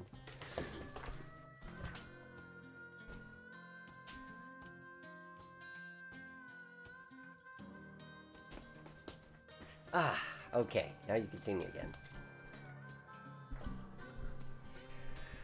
Okie dokie. Back into the sim we go. So, but this is getting life. I like it. I like it a lot. This is a fun one. We could probably lower that fascia for the time being, just to. Thank God. For a second, I had to hold my breath of like, did I forget to switch layers, and have I been putting everything on the fascia again or not? Now I just realized I put everything on the upper layer, or on the lower layer when I was supposed to put on the upper, but that's okay. Those are our boundaries. Let's go with a dirt. Oh, some kind of road here. I could push that further back though. Like, we really want to maximize that space. We're gonna push this backdrop all the way to the back and make it drop. I know that's the second time I used it. That quote-unquote joke. Maybe it's better the second time, maybe not. But now we have a little bit more room, so I can move these trees back like so, and that, and then I can move the buildings back, and maybe I can move them. Ooh, see, I'm forming a thing. I'm forming an idea in my mind. That idea that I'm forming is that there's a road that goes here. Like the road goes here, crosses the track, meets up. Do I put two crossings next to each other though? I don't know about that one. I like the idea of having a crossing here. Maybe maybe we fit two crossings there. Maybe we're that crazy. Have I done crazier things? Probably. Okay, so that is technically... Fascia's technically supposed to go all the way up here. If I cut it off there and go there. But I could just make it run across, and then that gives me a little bit more freedom. If I make it go that way. Because I like the idea of having the curve here, and the crossing here.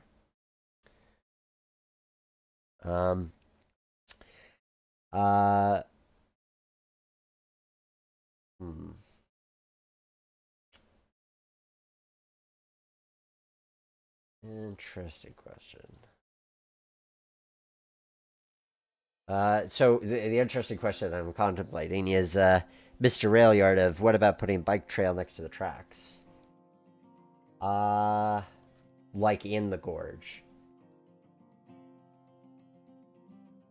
Yeah, let's put a pin in that one. I think over here, like where this bridge is and stuff, that might be the place to do it.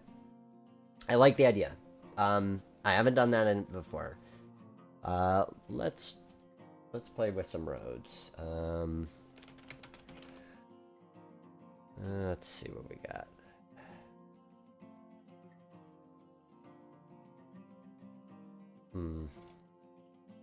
I guess I don't have as much space as I thought I did, and I've pretty much pushed myself back to the edge of the tracks. Or edge of the tracks. Yeah, I said what I meant to say. Edge of the tracks. That's about as far back as she'll go. Somehow I thought I had more room. I guess I could put a road, but it can't have lines. Otherwise, it's going to be obvious that it's small. But if it has no lines, then it should probably... like this.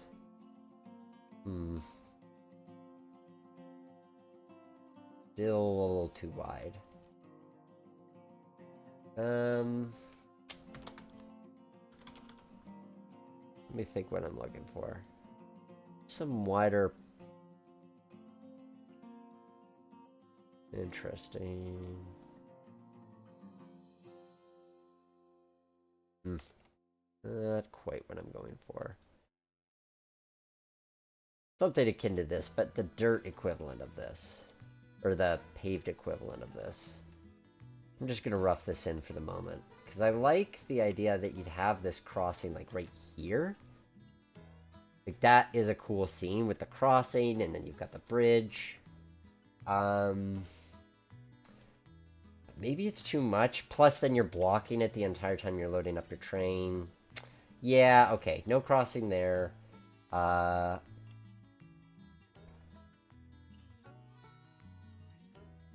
Let's see. There we go. There we go. That's what I have in mind. We'll do this. Pretending it's a road. We'll move this building back into place. And I caught myself before I did the bad thing. We'll switch back to the right layer. Moving this house. Placing that road back in. Moving this house back into place here.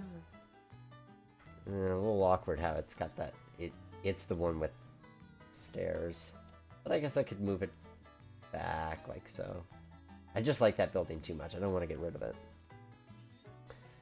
So this will be our road, which will then be straight, and it's going to curve off and disappear into the backdrop. Like so. We'll lower it so it's not like way above the ground and looks a little less like a platform. Like so. Bam, bam, bam. Yeah, that's starting to do it for me. I think with a sidewalk we'll be good there. The road just needs to go somewhere. I guess the road could go underneath, goes under the bridge, and then there's... I want a road that goes under... Maybe the cross is there? I do like the idea of a road crossing there, I will say. And then there's kind of an in-universe reason that the road crosses there. Yeah, something like that. And then let's see what that requires of us to kind of carve out of the land in order to get that road to fit. And then oop, not like that. So it would have to look like this, essentially. Yeah, that's cool. That is cool. I dig it. So the road yeah, the road, yes, that is the thing I wanted. Yay for getting the thing. I'll need to build a bridge abutment there at some point in time. But that looks cool. I like that a lot. And then I need a sidewalk. Walk, which can be raised by a little bit.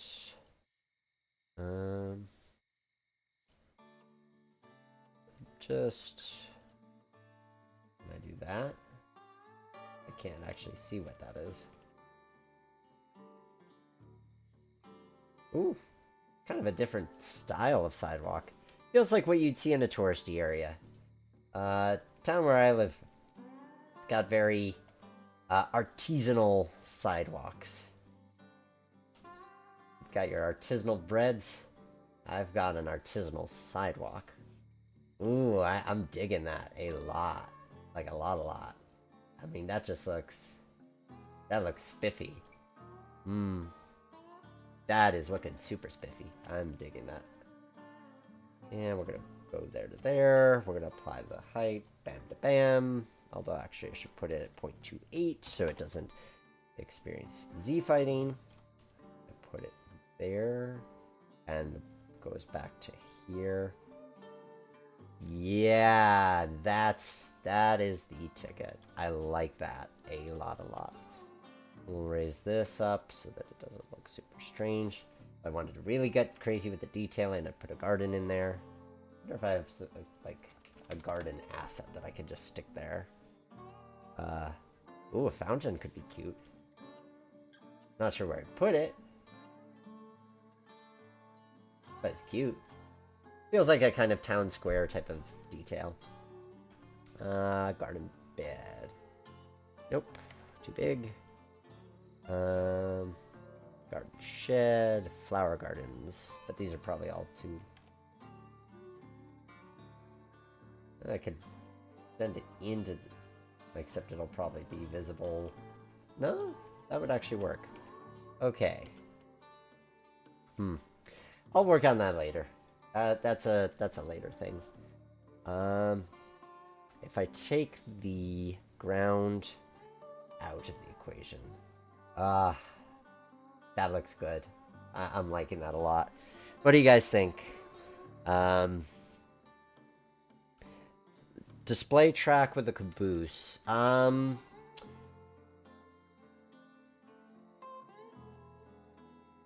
Yeah, good idea. I'm inclined to do that over here, even though ironically I have less space to work with over here. Because I could do it here, but I just feel like if I'm putting it over here, now the parking lot could be over here. I did just think of that. I like that. Parking lot's over here. Okay. So, display track for caboose, maybe that's what this is. Maybe it's like super rusty so they can switch out equipment, but they don't. But I like the idea of parking lot. How do I want to do it is the question. I'll do it through textures. So we'll start with... let's see if there's anything else I want to do object-wise. I feel pretty good about that. That gives me a lot to work with, so we're going to focus on everything on this wall up to the bridge, texture-wise. We'll start with a dirt layer. I think a nice PBR dirt, like a dark dirt color, something like that maybe. And then everything's sort of built on that as a foundation. So that's our base. Which will then kind of finesse into other things.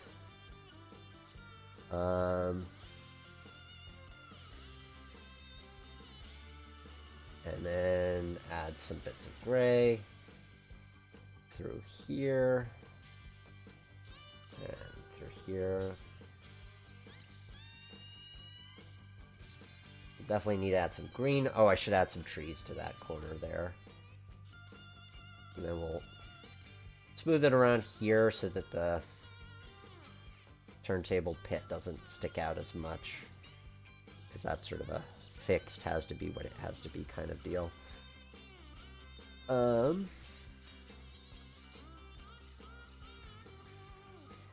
Maybe something slightly lighter color-wise. Just to give it a little bit more variety. Nope, not there. Like so. And then we need our TXT ballast. What track am I using? I'm using SP, yeah. SP, PBR.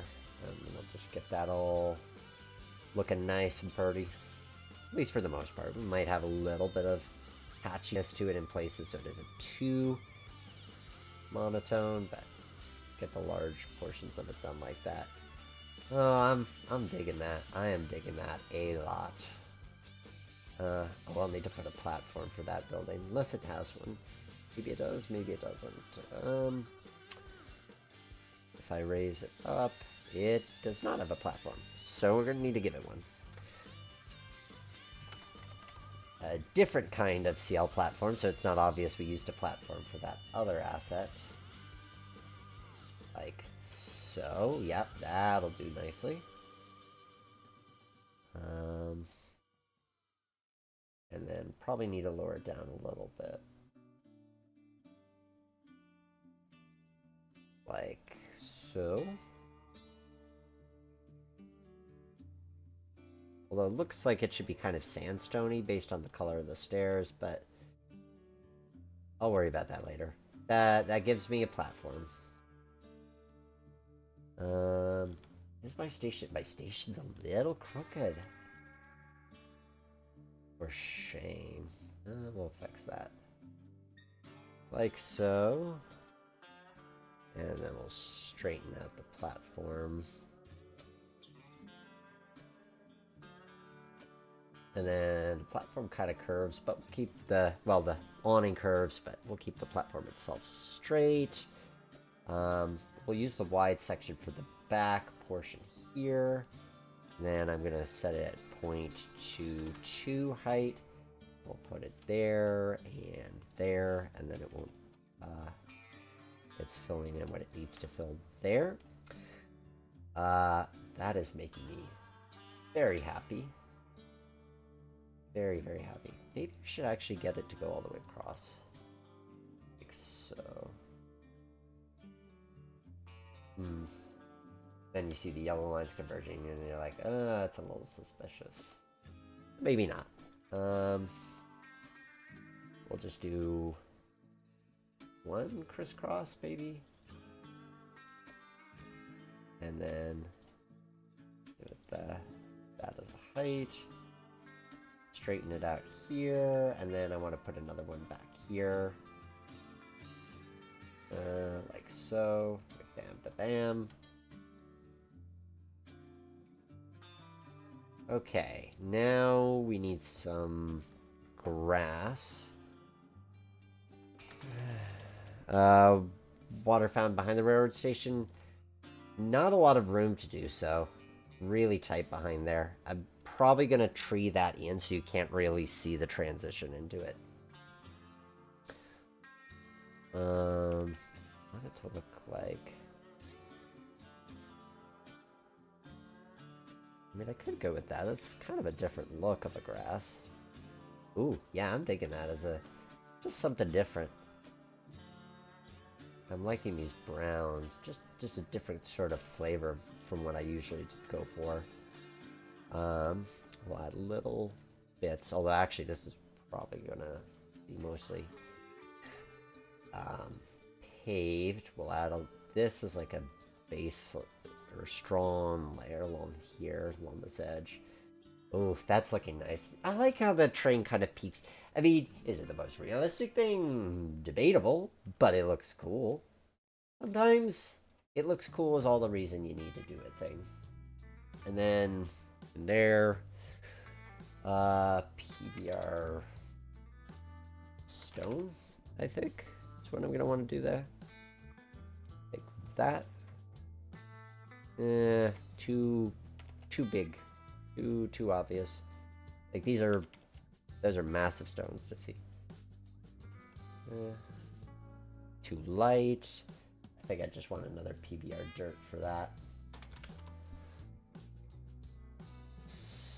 But not mud. Just something like, okay, there we go. That feels like that feels usable.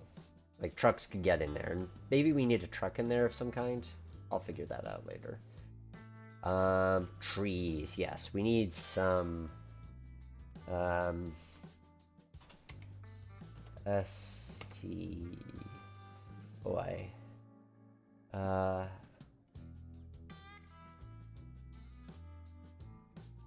Why am I not thinking of what the tree type is? STRMMs. The irony is I actually have been doing some layout editing recently. Now is a good time to mention, on that topic, that if you support the Roundhouse Podcast / Great Training Layouts Live on Patreon, you get early access right now to the Eagle River Morton branch, which we built a few months ago here on the live stream. So if you'd like to get that for as little as just $1 a month and other early access to layouts that we build, just head over to patreon.com/theroundhouse. And for those of you who are already over there supporting the show, I really appreciate that. Interesting. I can live with that. I could also bring those out a wee bit so they're not quite against the backdrop. I mean, some sawdust might be nice. Oop. Am I building everything on the right layer? I am building everything. I'm being super particular, like, am I building everything on the right layer? Am I on the right layer? Because frequently, spoiler alert, I'm not on the right layer. But today I've been mostly good on that front. And I'm liking the look of this. Like, this looks like a scene. And we've talked in the past on the show about this concept of how you can take a track plan and really go to town with the theme and kind of mess with it. Like, it doesn't have to be what it is designed to be. But a lot of times, I'll admit, like, I see a plan and I just want to do it for what it has been designed to be. But today we're proving that you can see something and take it in a totally different direction, and this is proof of that. And I'm really liking how this is turning out with the car shed and everything. This is a fun one. So I hope you guys are enjoying watching this as much as I'm enjoying building this together, putting this together. This is that's a cool scene, if I do say so myself. I'm really happy with how that's turning out. Not those ones. Okay, maybe some bukes for a change of pace, like maybe not that big, but like that. Yep, some smaller ones, and I've put them around the rocks, put them in the transition areas. I mean, some of the background stuff, it just is going to look flat, and it just kind of is what it is. I think the goal is we're really trying to draw the attention to the station. And it was interesting, like, when I was playing around yesterday and I put the station in here, it just kind of immediately clicked, like, yes, this is the station, this is the scene. That cemented in my mind, like, that this is the direction we're going with this. Sometimes you know right away, sometimes you have to play around with it and then it clicks. That was a case if I just dropped it in and it immediately made sense. It's like, yes, this is what I'm supposed to do. Okay, that's good. Let's put the parking lot in. That's going to be PBR. Asphalt. And we'll use a... We're just going to have a texture like so. Because I feel like we got to do something kind of interesting, kind of different with that.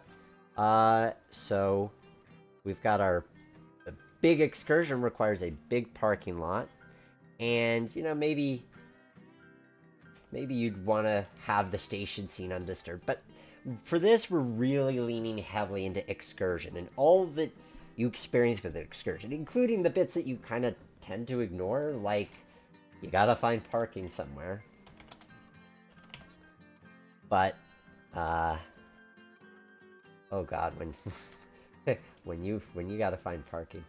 I like those lines, but that is going to be... I'm going to have to place all the cars manually. So we're going to go with ye old regular white lines. And then we're going to put a line of cars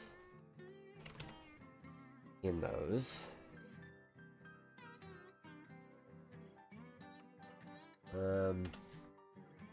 Because oh, car park. Oh, interesting. Not what I want, though. There we go. That's what I want.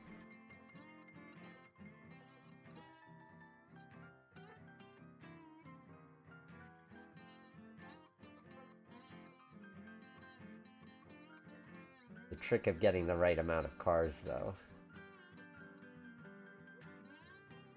To line up with the lines. I might have to shrink the lines down a bit to get this to make a little bit more sense. That or just everybody was deciding to park everywhere. Everyone parking everywhere all at once. That's a line of cars.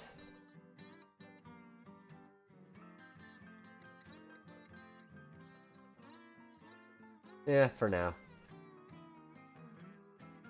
I mean, I could place some more. We'll place a couple of cars. I just don't tend to have, like, cars handy of, like, oh, I'm going to place this and that. And, I mean, I could place that. That's a little bit of an ugly one. I have a lot of vintage cars, but in terms of things that look respectable... Okay, that looks kind of respectable. That looks respectable. I mean, arguably, like, every car slot needs to be full on this. And I am going a little thin. But I also don't want to be spending all day on this. Good enough for now. We've got our parking lot. We've got our cars. That's... If we switch briefly into the driver mode, just so we can see what that looks like.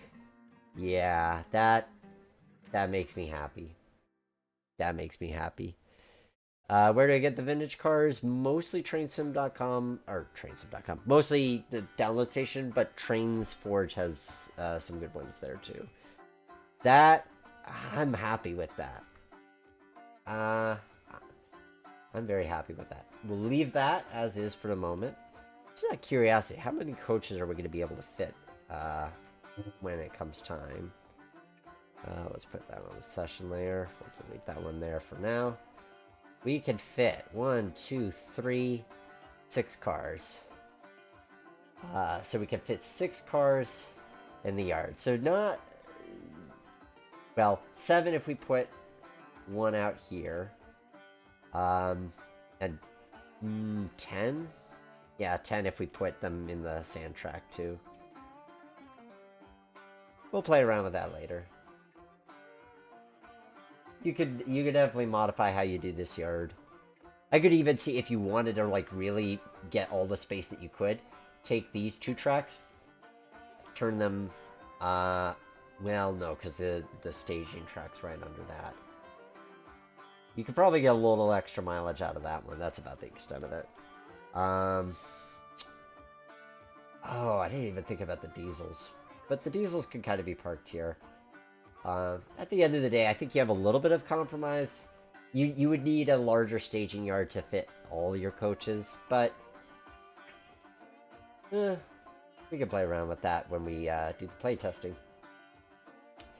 I want to replace all these switch stands while I'm thinking of it, just so that we have something nicer for when we get to the play test. Just coming up soon. We'll probably do some play testing in about 20 minutes. We'll start. Have some fun with that. So been doing a lot of Caboose Industries ground throws, but I'm going to do proper stands for this one. We're just going to bulk replace it for now, and then later I'll probably get ones that I'm actually really happy with.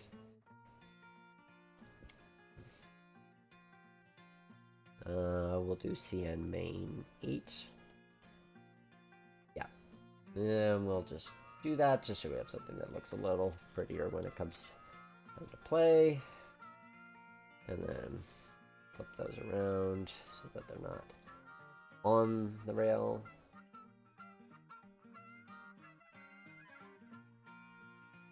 But I'm liking how that looks. Okay, so what do you guys want to see for the remainder of the time? I'm inclined to just do some building placement here, and then we'll finesse it later. But starting with some building placement. So we'll go to the facial layer and lower that down just so that it's a little less distracting. Like so. And yeah, because we've got this industrial park. I think we'll leave the industrial park for next time, but let's play with the town, because that's going to inform our track decisions. First, with a freight station. I mean, there's a lot we could do here. So, going back to the original track plan. Original track plan gives us a full extra balloon loop, and then it's got this oil depot, I believe, is what it's put there. So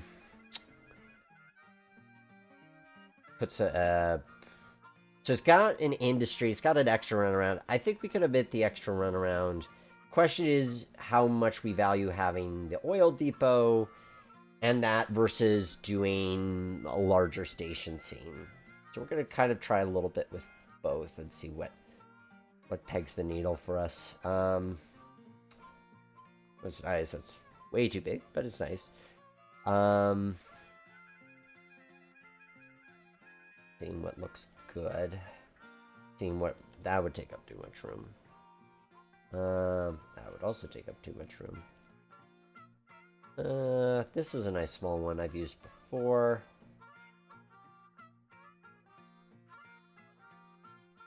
Yeah, the interesting puzzle with this is it puts the siding where the straight track is, and it has the depot. Like it has you putting a small depot. So the question is, do I want... I'll show you what I'm questioning specifically in my mind. I'm looking at this, I'm thinking, okay, what if we did this? I mean, not necessarily this specific station. It is a big one. But something sort of akin to that. Like, I like it. It's just, is it worth putting in that station and losing 2 workable sidings? Now, arguably, a freight station really isn't worth it if you're talking the diesel era or the modern era, because that probably isn't going to get serviced anyway. But it does provide atmosphere. I like, as we've talked about on the show before, I like places that feel lived in, layouts that feel like there's a history there.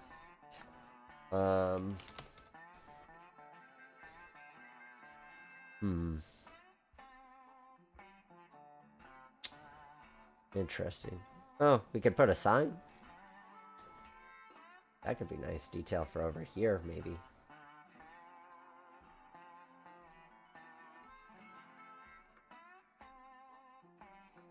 Ooh. I dig that. Okay. We might change that later. But yeah, figuring out, do we go big station? or small depot? Small depot does provide a bit of visual contrast, which could be nice. I like this station building. I haven't yet found a purpose for it. I just like it.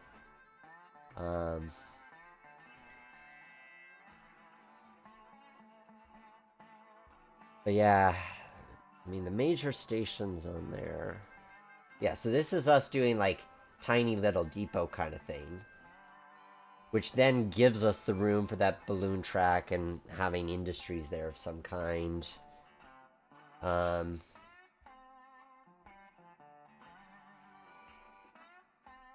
is kind of a neat scene with the depot. I might need to think on that one. I might have to wait on that one a bit.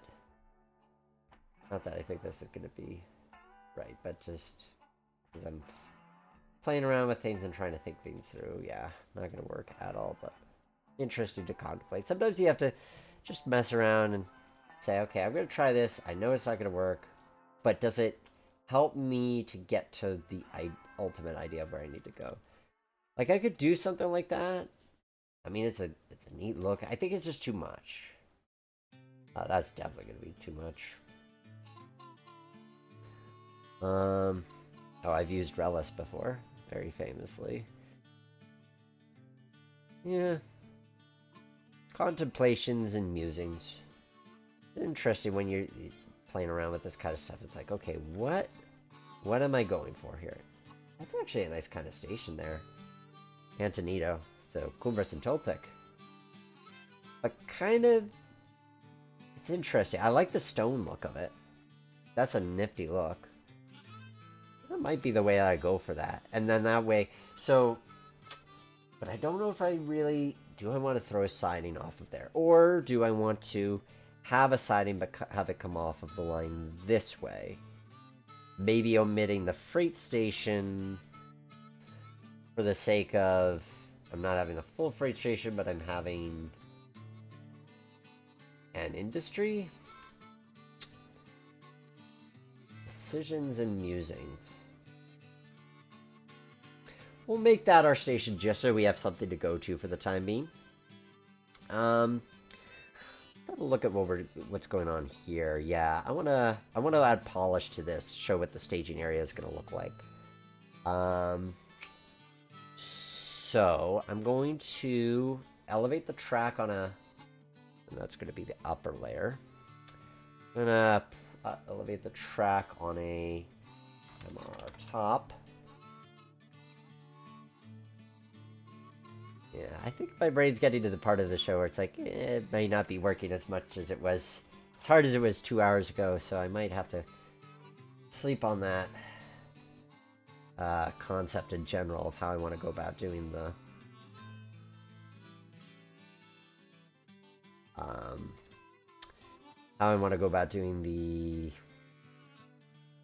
that other scene. Maybe we'll do a quick nature scene next. But getting this shelf in and getting that to look right, it'll still be cool and worthwhile, so we'll do that. So these are hidden staging. So the plan as designed isn't around the room, so you wouldn't have any access to these. So I think but the value of them is for being able to, in Reading and Northern terms, stage your through freights, like what's going to come into the scene and leave. You don't have a lot of yard space, although if you wanted yard space, and this has me thinking, you could, rather than just have a switch and have a track and have another track, you could have it go down a, say, 3% grade, so that it's, by the time it's here, it's already below this layer, and you can have a yard. I'm liking that idea. I like it because I can do it without a lot of work, and it gives you more room for more trains and more cars. And arguably it could have even been in the original design. I like that. Sometimes, and this is the kind of stuff that you come across as you're building it in a 3D environment that, not saying you wouldn't figure it out in a 2D world, but it's just a different relationship to the layout design process. Which, I suppose now is as good a time as any to say that if you like what you see here, or you like what you see on greattrainlayouts.com, and you think to yourself, hey, I'm having difficulty designing my layout, or I've designed my layout, but I'm not quite sure how I actually want to go about doing the scenery for it. I do take commissions, and I'd be more than happy to help you bring your layout vision to life. You can read more about what I do and my contact info on greattrainlayouts.com.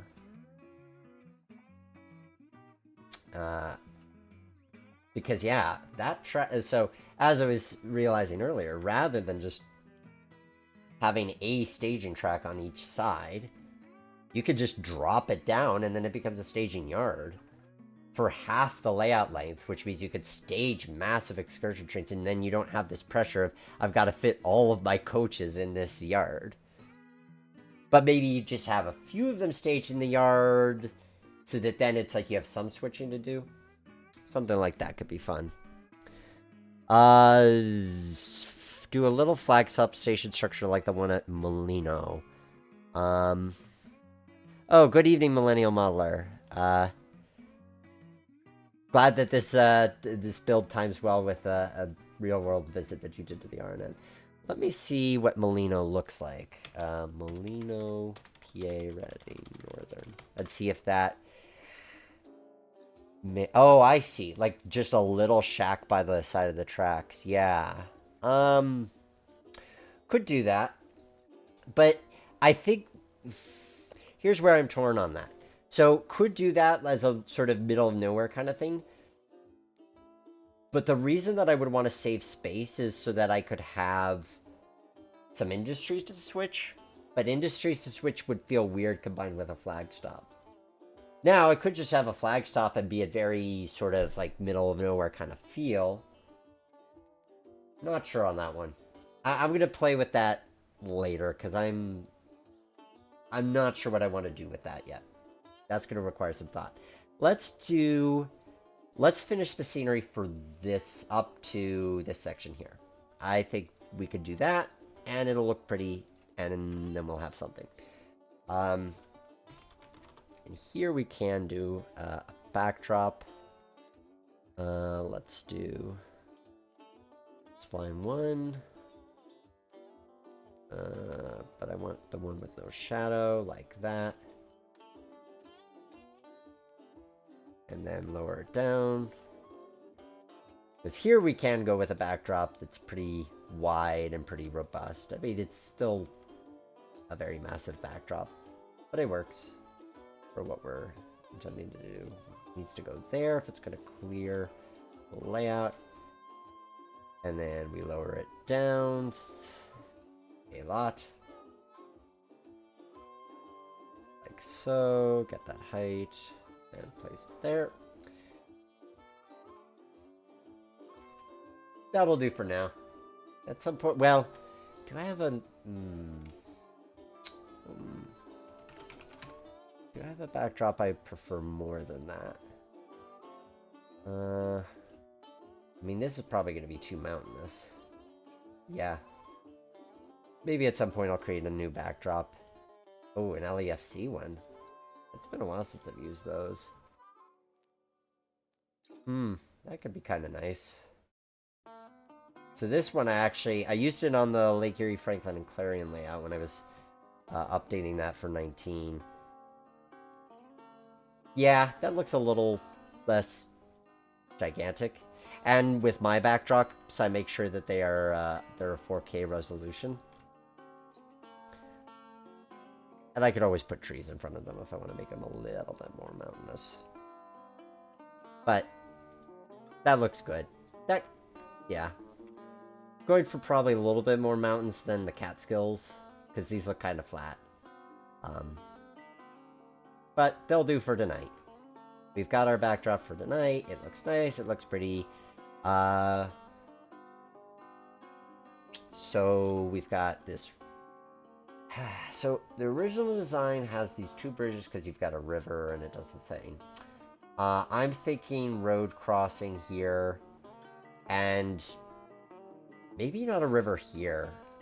Maybe a river over here instead, because I don't want there to just be endless rivers. We'll do road then. That's gonna be PBR road. No, not PBR, Yarn road. We'll do it kind of a 2-lane highway type of deal. Like so. And then it crosses the tracks like that, goes into the back. And then, yeah. Put some crossings. See. Probably not going to get them up and running now. We'll just have them in place.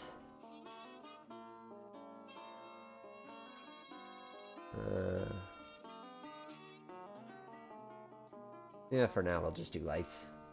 Like that. That looks good. Makes me think of Western Maryland Scenic. Seeing it like that. So, we've got our lights. We've got our crossing. Definitely a lot of finessing we're going to do, especially next time.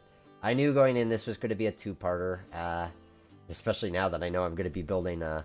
Maybe I'll do that off-stream, building the staging yard. I don't know. We'll see if I get to it or not. I'm going to put a little bit of a... Well, actually... Yeah, no, we'll do a little bit of a hill there. Just to have some variety. Maybe some tree, like a couple trees blocking it. Because I like the idea of creating a little bit of a gap between these two scenes. I feel like where they're at, they're kind of on top of each other. And so just a little bit of vegetation gives that separation of like, oh, this is like a completely different place, even though in reality it isn't.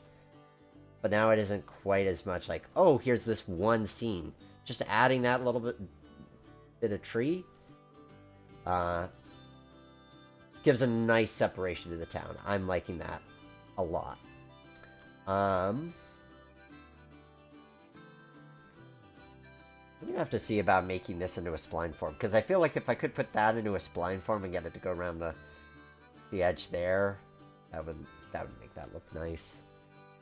That was a good location. I took that photo along the side of the New York Turnpike, and so it was great because there was enough of a drop that you could really see the elevation as a whole, or see the scene as a whole. Man, I got some great ones when I was out in Teton, too. That's going to make for some good Rocky Mountain ones. Mr. Railyard, could I do an interview with the CPKC Steam crew for the Round Us podcast? Oh, hello, John Russo. Maybe. I have reached out to them. I've talked with them. I think at some point, yes. Right now, I'm kind of really far ahead as far as recording interviews for the show, so I'm trying to get caught up in releasing them before I release more, because otherwise it's going to be like I'm going to record these episodes and then they will come out for like 8 months, which that's a fair bit of a wait. So, ooh. See what just a simple matter of putting a backdrop. Oh, I like that. I'm liking how this backdrop looks with it, actually. You know, maybe a little bit more mountainous wouldn't be bad for kind of Appalachian coal. But I have that photo, so then I could use that photo. I could try to get that photo to work with my spline backdrop. Make it look nice. I'll have to experiment. But that's, yeah, okay. Ground here. Let's use that dark green that I was using around here. Get rid of the TRC label. We'll just put this down as kind of a wide sort of, it's everywhere here.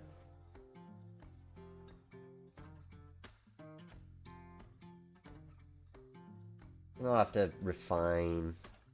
Oh yeah, I'm realizing actually I have that on the wrong. I don't exactly have it lined up with the grids. So let me see if I can fix that ever so slightly, ever so quickly. Oh, it's in the right place. It just ended at the wrong place. So I'm going to put it about here. That's where my dig holes will go in the long run. Which I guess I could put my dig holes in for at least that side. Because we're close enough. Do a little bit of PBR grass. Mix it up a little bit. And then we'll put some... Then we'll do the dig holes, and then we'll get to running some trains. I know that you've all been waiting to see what we got in store tonight. We got a special treat. Brand new K&L trains set that they released just... a bit darker, maybe. But yeah, they just put this set out less than a week ago. And so you're going to get to see it in action here. Appreciate K&L Trains for sponsoring tonight's live stream. They make simply just among the best North American steam locomotives for any simulator. They're just such great models. Okay. Thinking we'll put an IDS Forest along the back just so it has a little bit more depth. So it isn't just like, hey, here's a backdrop.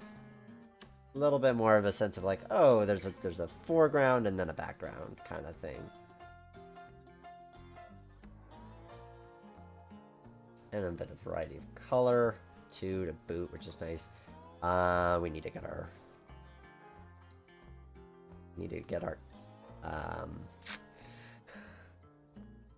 it's interesting, you know, how much painting theory applies to ground textures, because watching a lot of good old Bob Ross, one of the things that he says repeatedly in his videos, especially when talking about mountains and trees, is you need the dark in order to have the light.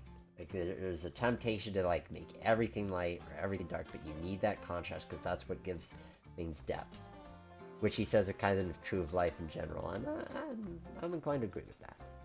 You get the dark and the light with life, for sure.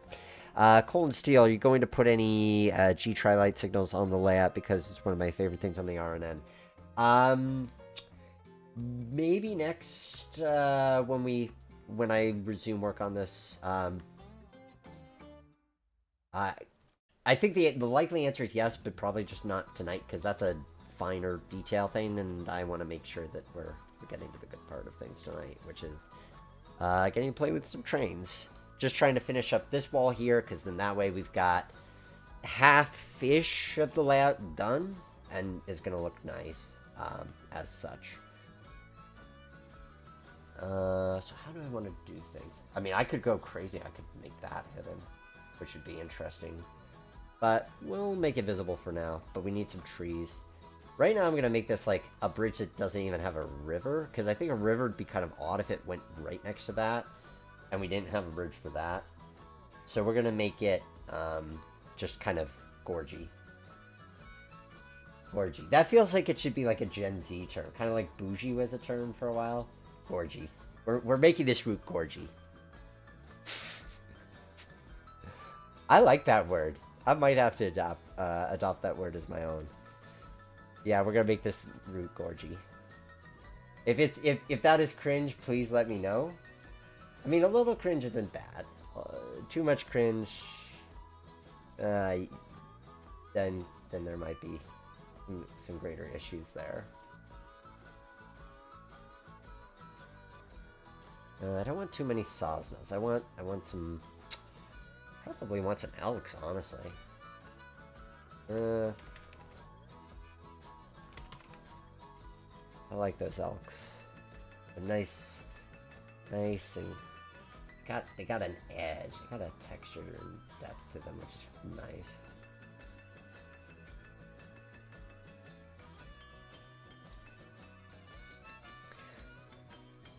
Of course, we're doing the one side of the layout that's got the shadows, and kind of darker to see, but that's okay. In a way that you know, when you're rail fan, you don't always get the perfect light either.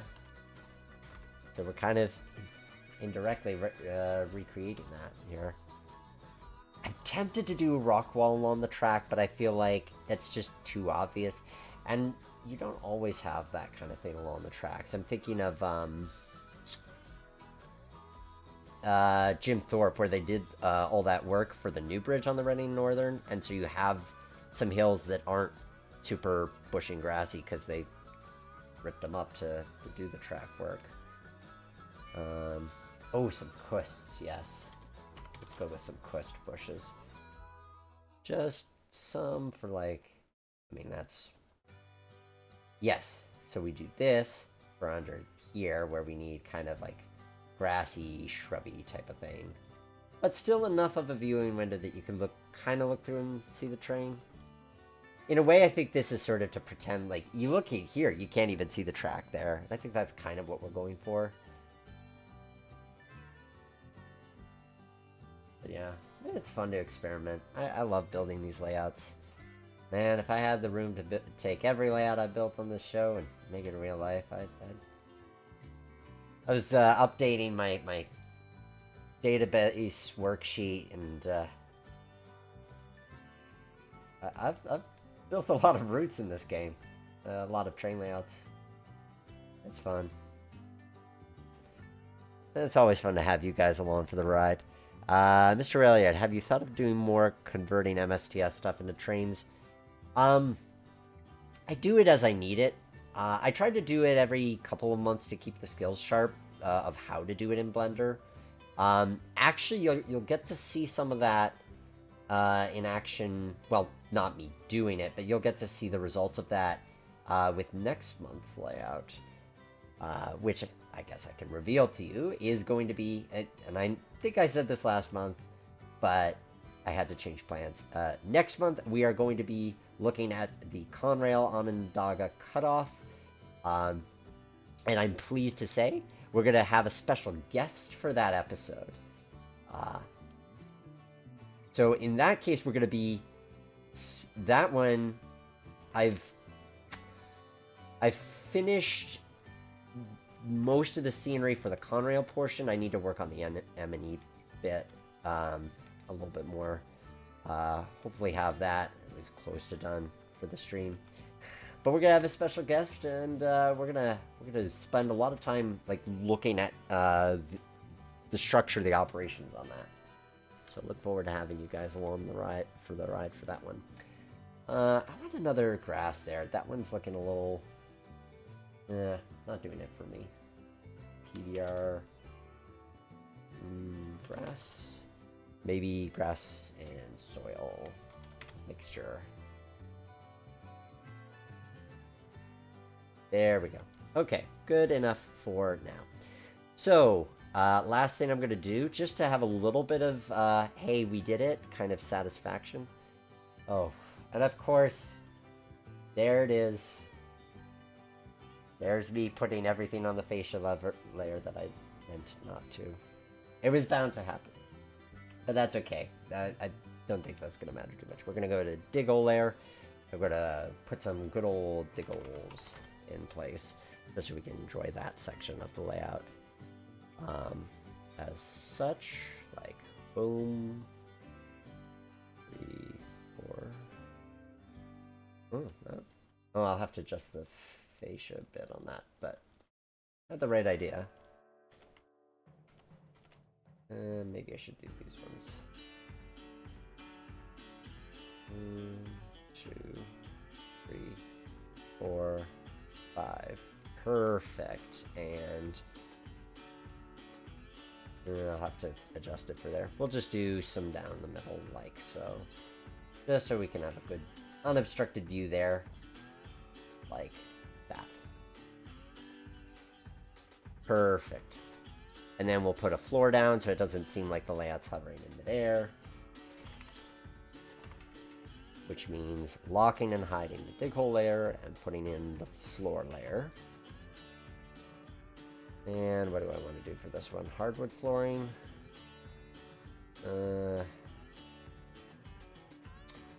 Yeah, sure, we'll do the hardwood flooring. Or, no. I don't have a lot of floor options. I might have to make some floor options for myself. Yeah, we'll do that for now. So, minus 46 should be good for HO. Perfect. That'll do for now. I might change that layer, but for now, I'm liking how that looks. So, quick look at how it has all come together. For, again, about half the layout, we switched to F2 for just a moment before we stage our equipment, and I am very happy with that. Gonna need some refinement. Need to put the ballast in on that upper track layer, but I like the scenes we have. I like that we've got this kind of this bridge that's crossing over the highway over here. Smaller bridge there. I like that you can see the track down there, but it's also possible to kind of ignore it for the sake of not feeling like you're going through the same scene twice. Oh, hey Rich, you might be guessing our guest correctly on that front. And then this station, like, I think we captured Jim Thorpe in terms of flavor with this. Even without a custom backdrop, I love how that turned out. Of course, we've got our coach yard, our roundhouse. So let's have some fun. Let's play with some trains. So, what I want to do, I want to stage, I'm feeling like putting, do I want to do kind of a day excursion or a big excursion? Let's do a shorter consist for today, because, well, no, you want to see the whole train, we'll show the whole train off. Especially, I mean, we could do a little bit of switching. Maybe we'll have, like, how do I want to do this? We'll have, like, the back cars ready, but we'll fish out the front 6 cars from the sidings. Just to give ourselves a little something to do. I dig it. Okay. And you can actually see the... Ooh, what is going on? Why is my train doing... something tells me we have some confused layering going on. Because I'm seeing... Ooh, that was weird. Yeah. Looks like I've got to fix the track over there. And then we should be good to go. This, again, I wish that if you locked and hit a layer, that it ergo made it impossible to connect track to it. Like, why would I want to have track connected to it? Spoiler alert, I don't. So I need to take this. I'm going to delete that section. Oh, it is on the right layer. It just... There we go. Okay, that was an easy fix. So now we can reveal that layer. I'm going to throw the switch to that.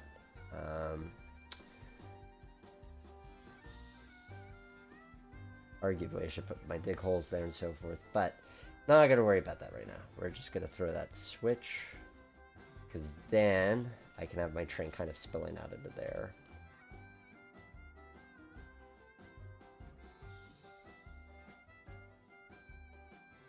So I'm going to put the Grafton excursion down here. Oh, wait. We're going to put it on the session layer. And then we're going to take and put 3 cars in the car shop here. And we're going to take 3 cars and put them in the car shop here. Just so we have a little something to do.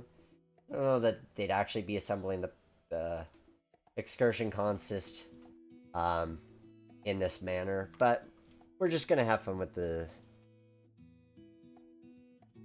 train as is.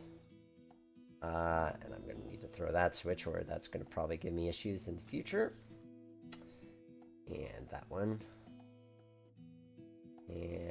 rest of those are okay. Probably get those just to be safe. Okay. So what we're going to do is we are going to get our power out from the roundhouse. We are going to assemble our train, pick up our passengers, and go for a little spin. And see part of the brilliance of the design in action as far as this turntable is concerned. So I need to move my mode of power over to here.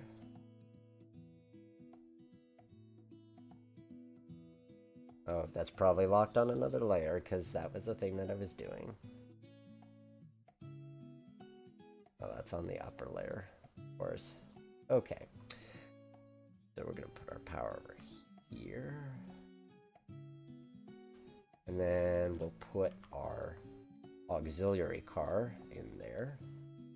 P and B aux. There we go. So we got a little bit of switching to do to get our train together, and then we can actually run the thing. So let us begin without further ado.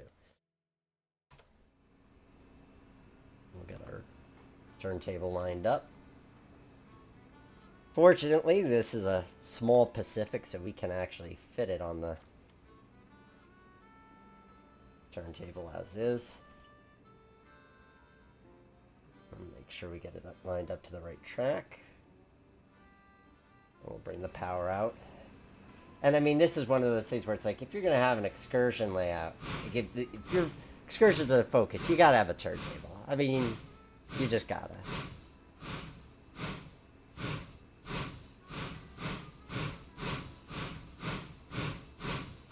Here we are with P&B number 1086. So for those wondering what the heck the P&B is, it's a fictional, fictional trains railroad that Joe of Approach Medium fame just released his version 2 of, and in coordination with that, Steve made this gorgeous, I mean, this is a gorgeous steam locomotive. I love this engine so much. Let's drop on the ground and you can see it go by.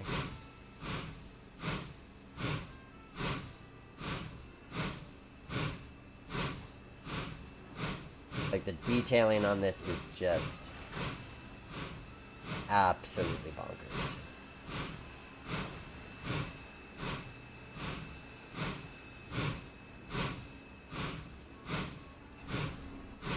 And on top of that, a full 3D cab.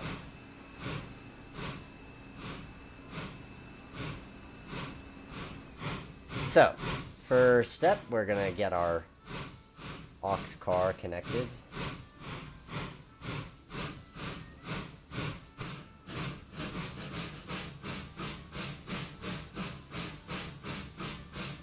Hey Blackhawk Central, glad that you could join us today.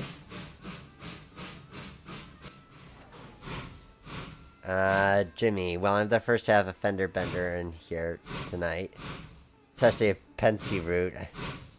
Well, I'm glad you beat me to the punch of being the first to have a fender bender. Hey Mikey, glad that you could join us. Just getting into playing with the layout that we've been constructing, which is a Reading Northern layout. And yes, you're like, no, this isn't a Reading Northern engine, but it is not. We'll celebrate that for part 2 when the layout's complete. But for now, we're gonna enjoy this because goal is it should still, like, I'm giving this a Reading and Northern flavor, but at the end of the day, the takeaway from this is how you could approach designing if you are super into, like, you have a favorite steam locomotive and you want a layout that's really centered around that engine, but does accommodate a bit more than just that engine, then that's the idea with this track plan.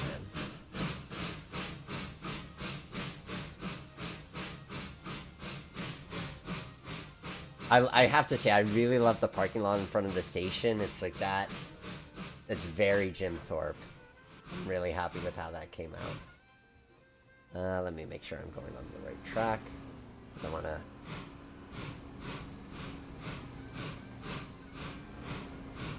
and I'm not. So, yep, I'm going backwards. I need to get those cars, then those cars, then those cars. But to me, this is part... See, I think a lot of times when we do excursion trains with model railroading, it's sort of like you just put the train on the track and you go. And what I want to accomplish with this layout is that you're getting the whole experience.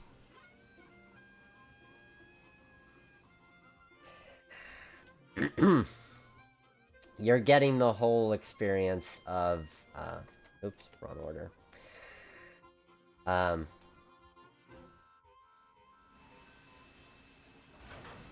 Of the excursion from a crew standpoint. Because I think sometimes excursions, you know, in terms of operations, they get kind of poo-pooed as like, oh, it's just an excursion. But here I feel like this is a design that can allow us to celebrate the excursion, that really makes the most of this is an excursion. And really fleshing out that whole experience. Okay, now I have my switches set correctly. I got my power car, which is good. We're going to run the whole 17-car full excursion train, which is going to be fun. It's not going to fit in the runaround, but maybe we'll cheat and shorten it when we get to the runaround, just so we can see the brilliance of that in action. Because I love that as a design element, which you'll get to see soon enough. Here we are going underneath the bridge.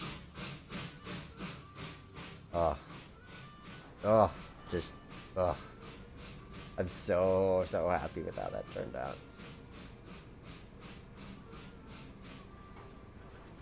Oh, wrong track. I actually need to go and get my second round of coaches. And the thing about this, I mean, kudos to Jerry Boudreaux, Boudreaux, who came up with this plan, because this is HO and it fits in a 9 and 11, or 9 foot by 11 foot space. I mean, that is not gigantic. Like, you could fit that in a spare bedroom in an apartment kind of thing. Like, it needs some space, but for being able to have, like, a legit excursion train, like a long passenger train, yeah, happy. You know, I'm not minding the backdrop so much. I thought I'd want more mountainous, but it's also true I do a lot of things that are very mountainous. This is working for me. I just need to get that to match the backdrop, and then we'll be good. Which, because I made that asset, that should be pretty easy to do. So, our coach section is coming together. And then what I'm going to do is I'm going to back it all the way up, and we're going to bring it into the station, do the whole bell and whistle thing. Kind of pseudo run-by type of thing. Mr. Railyard, you're going to be on the Cadillac Limited October 7th, 27th. Have fun. Is that the Père Marquette 1225 stuff? Oh, crap. My switch is set the wrong way there. Okay. We're going to cheat that move, because otherwise I'm going to derail on that. Which I don't feel like doing again. And we're going to make a hitch. And so you could be like, well, aren't you kind of cheating it a little bit? Like, by the fact that, you know, your train has to stick out the back end. And it's like, yes, but if you don't look at the back end then and only pay attention to this, then it doesn't really matter where the rest of your train is. So we're going to back all the way out, throw the switch here, and pull into the station. I kind of like the fact, too, one of the things I like about having the car shops here is that it's sort of awkward that your quote-unquote mainline switch comes in is diverging, and then another diverging. So by having the building here, it just looks like the train appears into the scene, and I like that. a lot. Like, I like that it's hidden and then it just appears after it comes clear of the shops. This is one that I thought I'd have fun building it, and yet I'm having even more fun building it than I thought I would. It's fun. This is a... And it's nice to do something where I do so many of these plans where I'm just very, very meticulously trying to, like, do the original justice.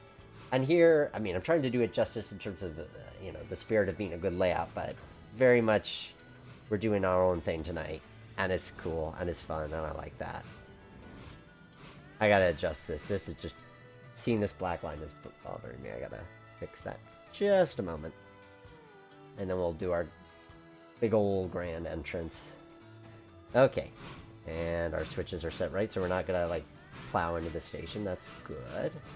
And I need to set that switch right, and there we go. And here we go with our grand entrance.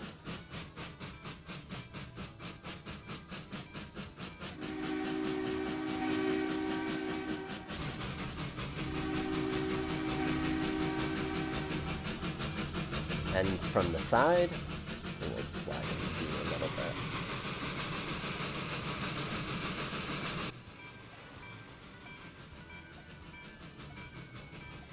I mean, I am so happy with that. Like, that just makes me really happy. Realizing I should probably put a fence here, because you know that rail fans would just climb over the track to get to the platform. So, I'll have to put a fence in there at some point, but... We'll get to that part of the show later. So, maybe stop the engine a little further back just so it isn't on the crossing. Oh, I have to turn off traffic before I watch cars go through my train. Which is... here, we'll disable the road traffic, and good. Ugh. I'm really happy with how that turned out. Oh, I should fix that fascia too, and then we'll get underway.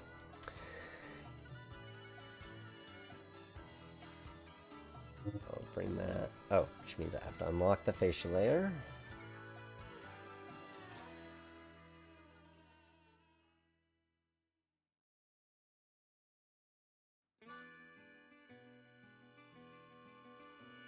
Perfect. And then that goes there. And now, that doesn't look like it's cutting out in a weird way. That looks perfectly natural. Okay, without further ado, let us get our train underway. And then we can do several laps and appreciate the details.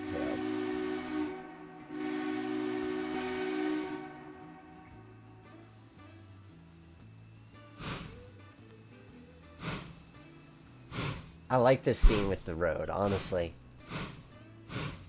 I really like it with the road, as opposed to with a river.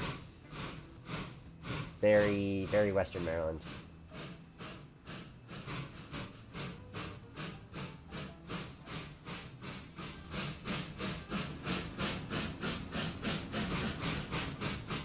So, once we clear the switch, we start climbing a 3% grade.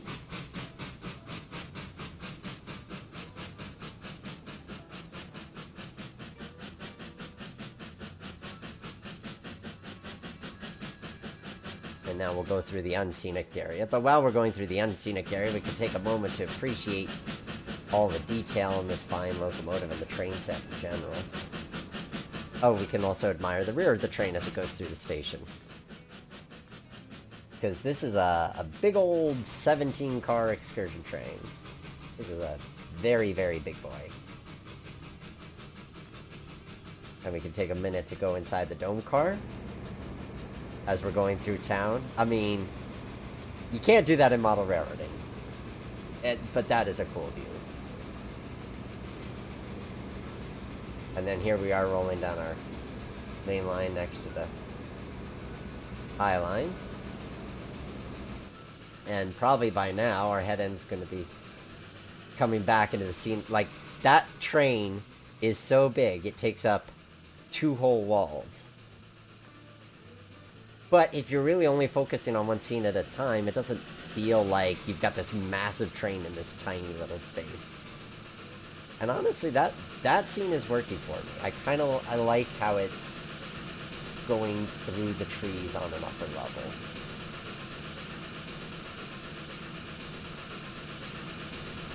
We'll go a little faster than that.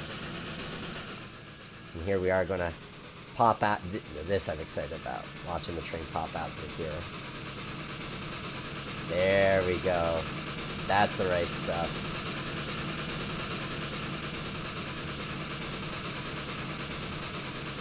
Like, that looks right.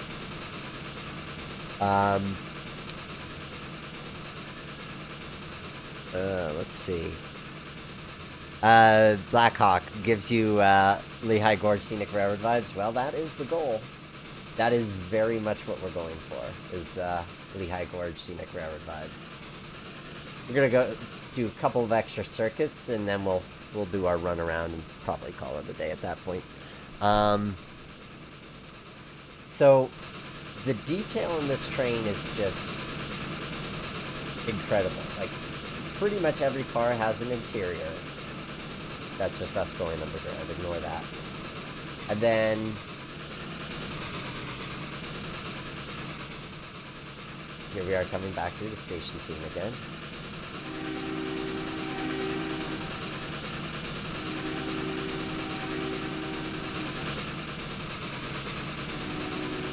You have to pretend that the crossing lights are flashing because I haven't set up the TRC yet. Oh, this was a thing I discovered. This power car, look at how the animation on that exhaust cap, the stack cap, like, that's unreal. And then you can just look at it right next to the train. And then let's go. Here's the merchandise car. I didn't so I just finished watching Steve's promo video for this set, and it wasn't until today that I saw this scene where we've got copies of Train-Z and Microsoft Train Simulator 2 for sale. Some Atlas cars, some books. Oh, okay. Glad to know I wasn't the only one who had this VHS set. That is neat. So we're actually browsing the gift shop. Oh, yep. And we've got the ice cream treats in the cooler. Like, this set is unbelievably detailed. I mean, look, here we are going above our station scene. We can look out the window here. We can see our train going across the bridge over there. Oh, this is a nice set.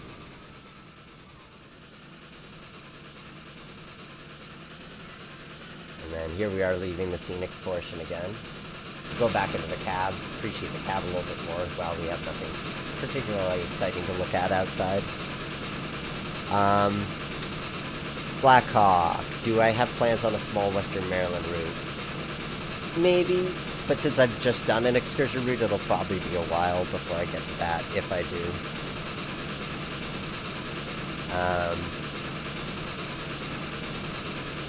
Could I do Empress doubleheading with 1086? Maybe another time. Right now we're just going to finish up the run and do a run around.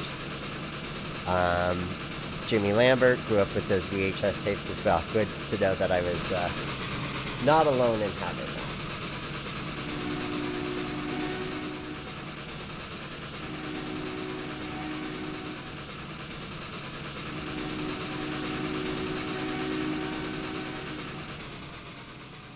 And while it's true, like, obviously it's unrealistic to be going through the same station scene 10 times, but I think a way that you would appreciate this layout, and we'll probably play around more with this once we finish the scenery next time, is that you would you'd pick a location, you would watch the train go through that location in its entirety, then pick another location, wait for the train to show up, and then watch it go through its entirety there. That way it's not so...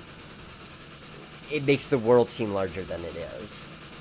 And if you're the only train on the line, or you structure your operating session so that you can do a few extra laps, then you have the opportunity to do this kind of thing.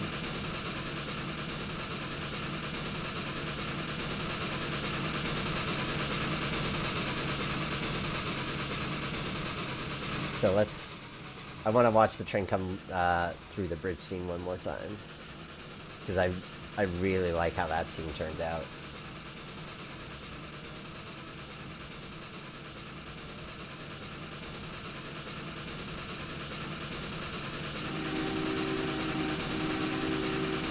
Oh, I love that. That is so nice. Alrighty, so here's what we're going to do.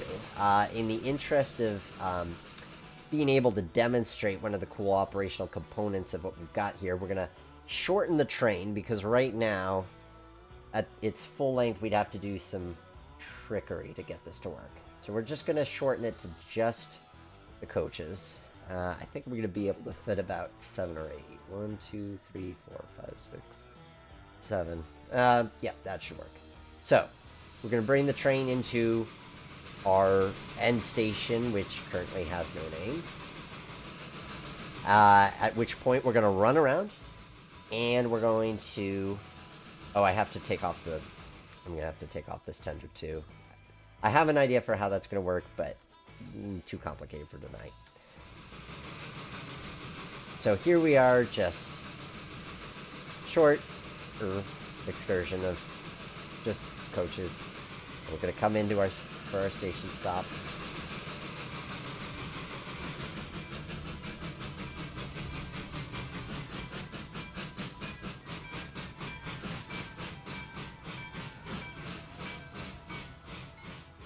Now you could excuse me, you could lengthen the passing siding by having the switch occur up here, but then you do have more of a spaghetti bowl of tracks. So we're going to keep it shorter. I do have an operational scheme for how you would turn a longer train, but we're going to try that next time. For now, we're going to keep it easy on ourselves. Which means I'm also going to delete a couple of cars, just so that I can really get by. So, our train has reached the end of the line. Now we need to turn it around. However, are we going to do that? Well, part of the genius of Jerry's plan is that the turntable can be accessed from either end of the railroad.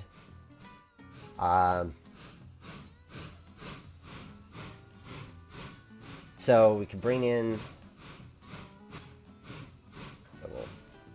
So that way, and I've seen other layouts that do this, and I think this is a really great element, because then you don't need 2 separate turntables, which is expensive and space-consuming. Now, yes, you are revisiting the same scene twice, but does that really matter? I don't think it does. So we're going to bring the... Oh, I just realized I could have left that car on, because I changed the path. Okay, we'll leave that car on then. So P and B aux. I forgot I made that change. So we've got the whole kit and caboodle. We've got the aux car, which obviously isn't going to fit on the turntable. So we'll throw that into the mix of how we're going to switch that out. Very tight clearances, but clearances nonetheless. Yeah, this is going to be an interesting puzzle to figure out how I want to use this space, because I just don't know that I want to fill it up too much. I'm almost inclined to just not do any industries here at all. I mean, it's less to do for a freight switcher, but if we're saying the excursion train's the most important thing, then I don't want it to be too crowded. Maybe one siding coming off of here and going that way, and maybe serving like something really small, and that's about the extent of it. Okay, now I need to get my turntable lined up.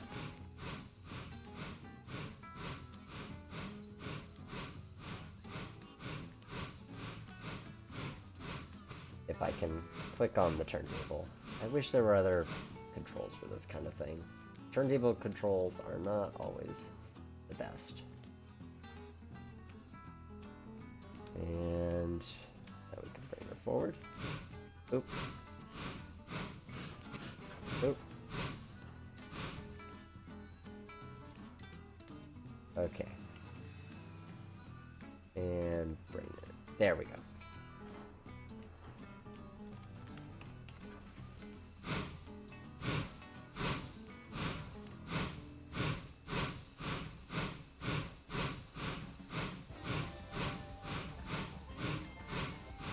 Just ever barely fitting on. And then we go ahead and turn it around a bunch of times. And we'll be able to recouple to the aux tender, recouple to the train, get underway in the other direction. Mr. Railyard, could I do a Great Lakes Central layout? Probably not, just because I tend to build layouts for what exists in Train Z, and I haven't seen anybody do any rolling stock for it. And that's not likely to be something that I would skin. So if somebody ever makes Great Lakes Central rolling stock, then I'd reconsider it, but probably not in the foreseeable future. Okay, now we are lined up. We're gonna bring our locomotive out.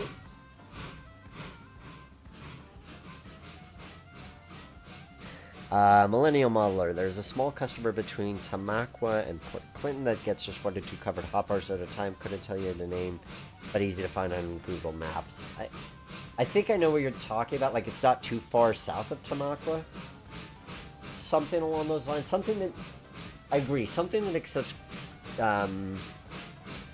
grain cars might be nice, although I do have the feed store, and I might, you know, I'd have to give that some thought. I think what I'm going to end up doing, though, is likely just one siding off of here for one small industry. And that's kind of it. And then, because then that way, it just lets this scene breathe a little bit more. Like, I like the idea that this is a smaller town, rather than, you know, to contrast with, I mean, Jim Thorpe's a small town, but it's the mountains make it, or the hills make it feel very big. So something that feels a little bit more flat, kind of like Tamaqua. Something along those lines. And I make sure I throw that switch. Partially depends too on what I feel like doing with this industrial park. And so let's contrast the industries here from that one. But I feel like that's probably going to be a good amount, because at the end of the day, then you have 1, 2, 3, 4 different industries that a local freight could work, so it's not too boring or too repetitive. But it doesn't fill things up too much. And then, of course, you have your run-through trains, so you can have run-through coal and run-through fast freights. Yeah.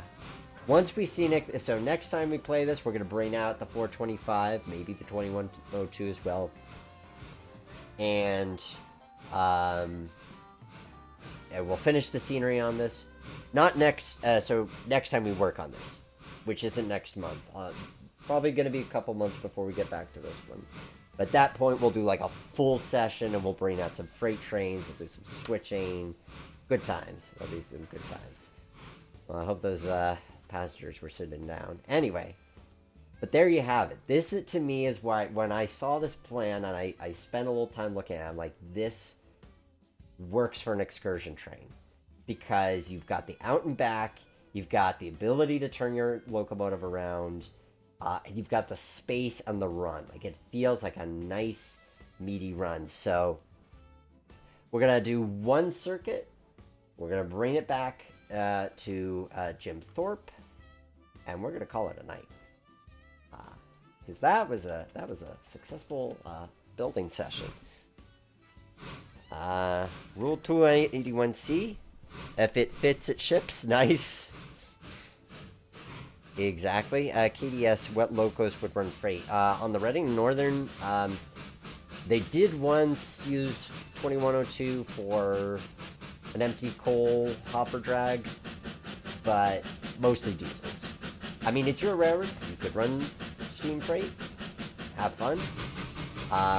But we're gonna probably play with some diesels too.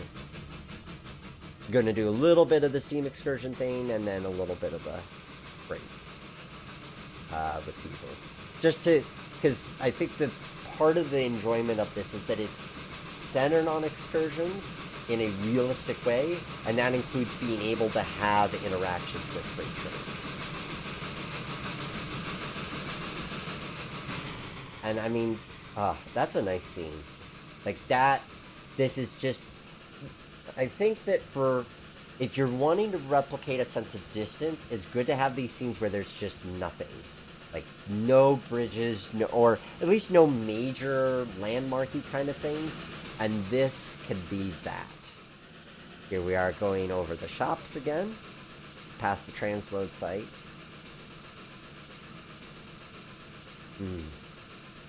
Always fun to do these builds. Always fun to be hanging out with you guys on a Thursday evening. And again, I encourage you to tune in next month when we'll be exploring the Conrail Onondaga Cutoff in Train Z. That one is going to be built, so that's going to be a lot of play we're going to have with that one.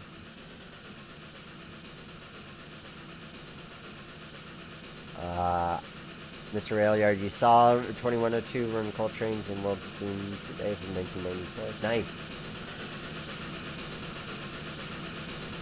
Yeah, so, I mean, it is a special treat when you get to see Steam doing anything with freight these days. That is for sure.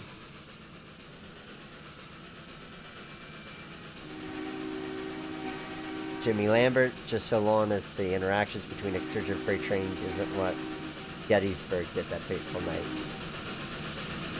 Yeah, I know what you mean. No, this is healthy, good interactions. And here we are coming back to the station. We'll do the full platform side experience.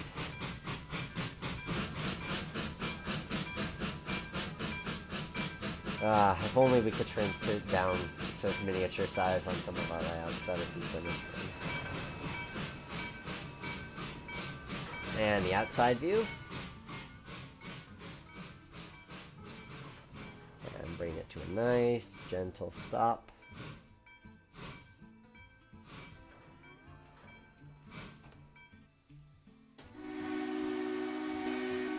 And there you have it, ladies and gentlemen. A successful run of our tourist train, which now you could have a diesel come in and break down the cars, bring some of them into the car shop, push some of them back into staging. You could service your locomotive, put it back in the roundhouse. Like, this is the full excursion deal. And it's fun to get to do something that focuses on excursions for the legitimate operations that they offer, not just sort of, hey, I feel like running a random excursion train, which is fun too.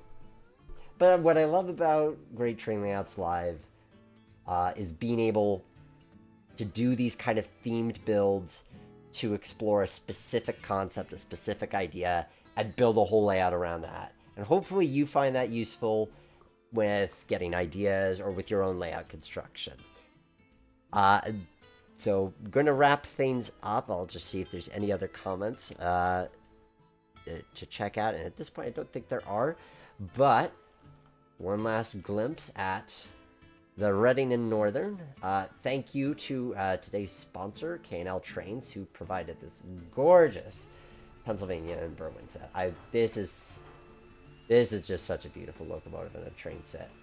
You can get your copy by visiting the link in the description. And if you like what you see, I encourage you to support me on patreon.com/theroundhouse, and you get early access to layouts right now. You get early access to the Eagle River Morton branch that we built a few months ago. And eventually those layouts make their way over to greattrainlayouts.com, where you can download them for free. a few months later. Luca is going to join me for saying goodbye. Isn't that right? You're going to say goodbye, Luca? And if I can be of any service to you in helping you to design or pre-visualize your own layout, then visit greattrainlayouts.com and contact me. I'd be more than happy to help you bring your vision to life. I do take commissions, and it is I like helping people to reach that final product and enjoy their model railroading further. With that said, thank you so much for joining me tonight here on Great Training Layouts Live. It's been an absolute pleasure to have your company and to talk with you guys. Have a good night.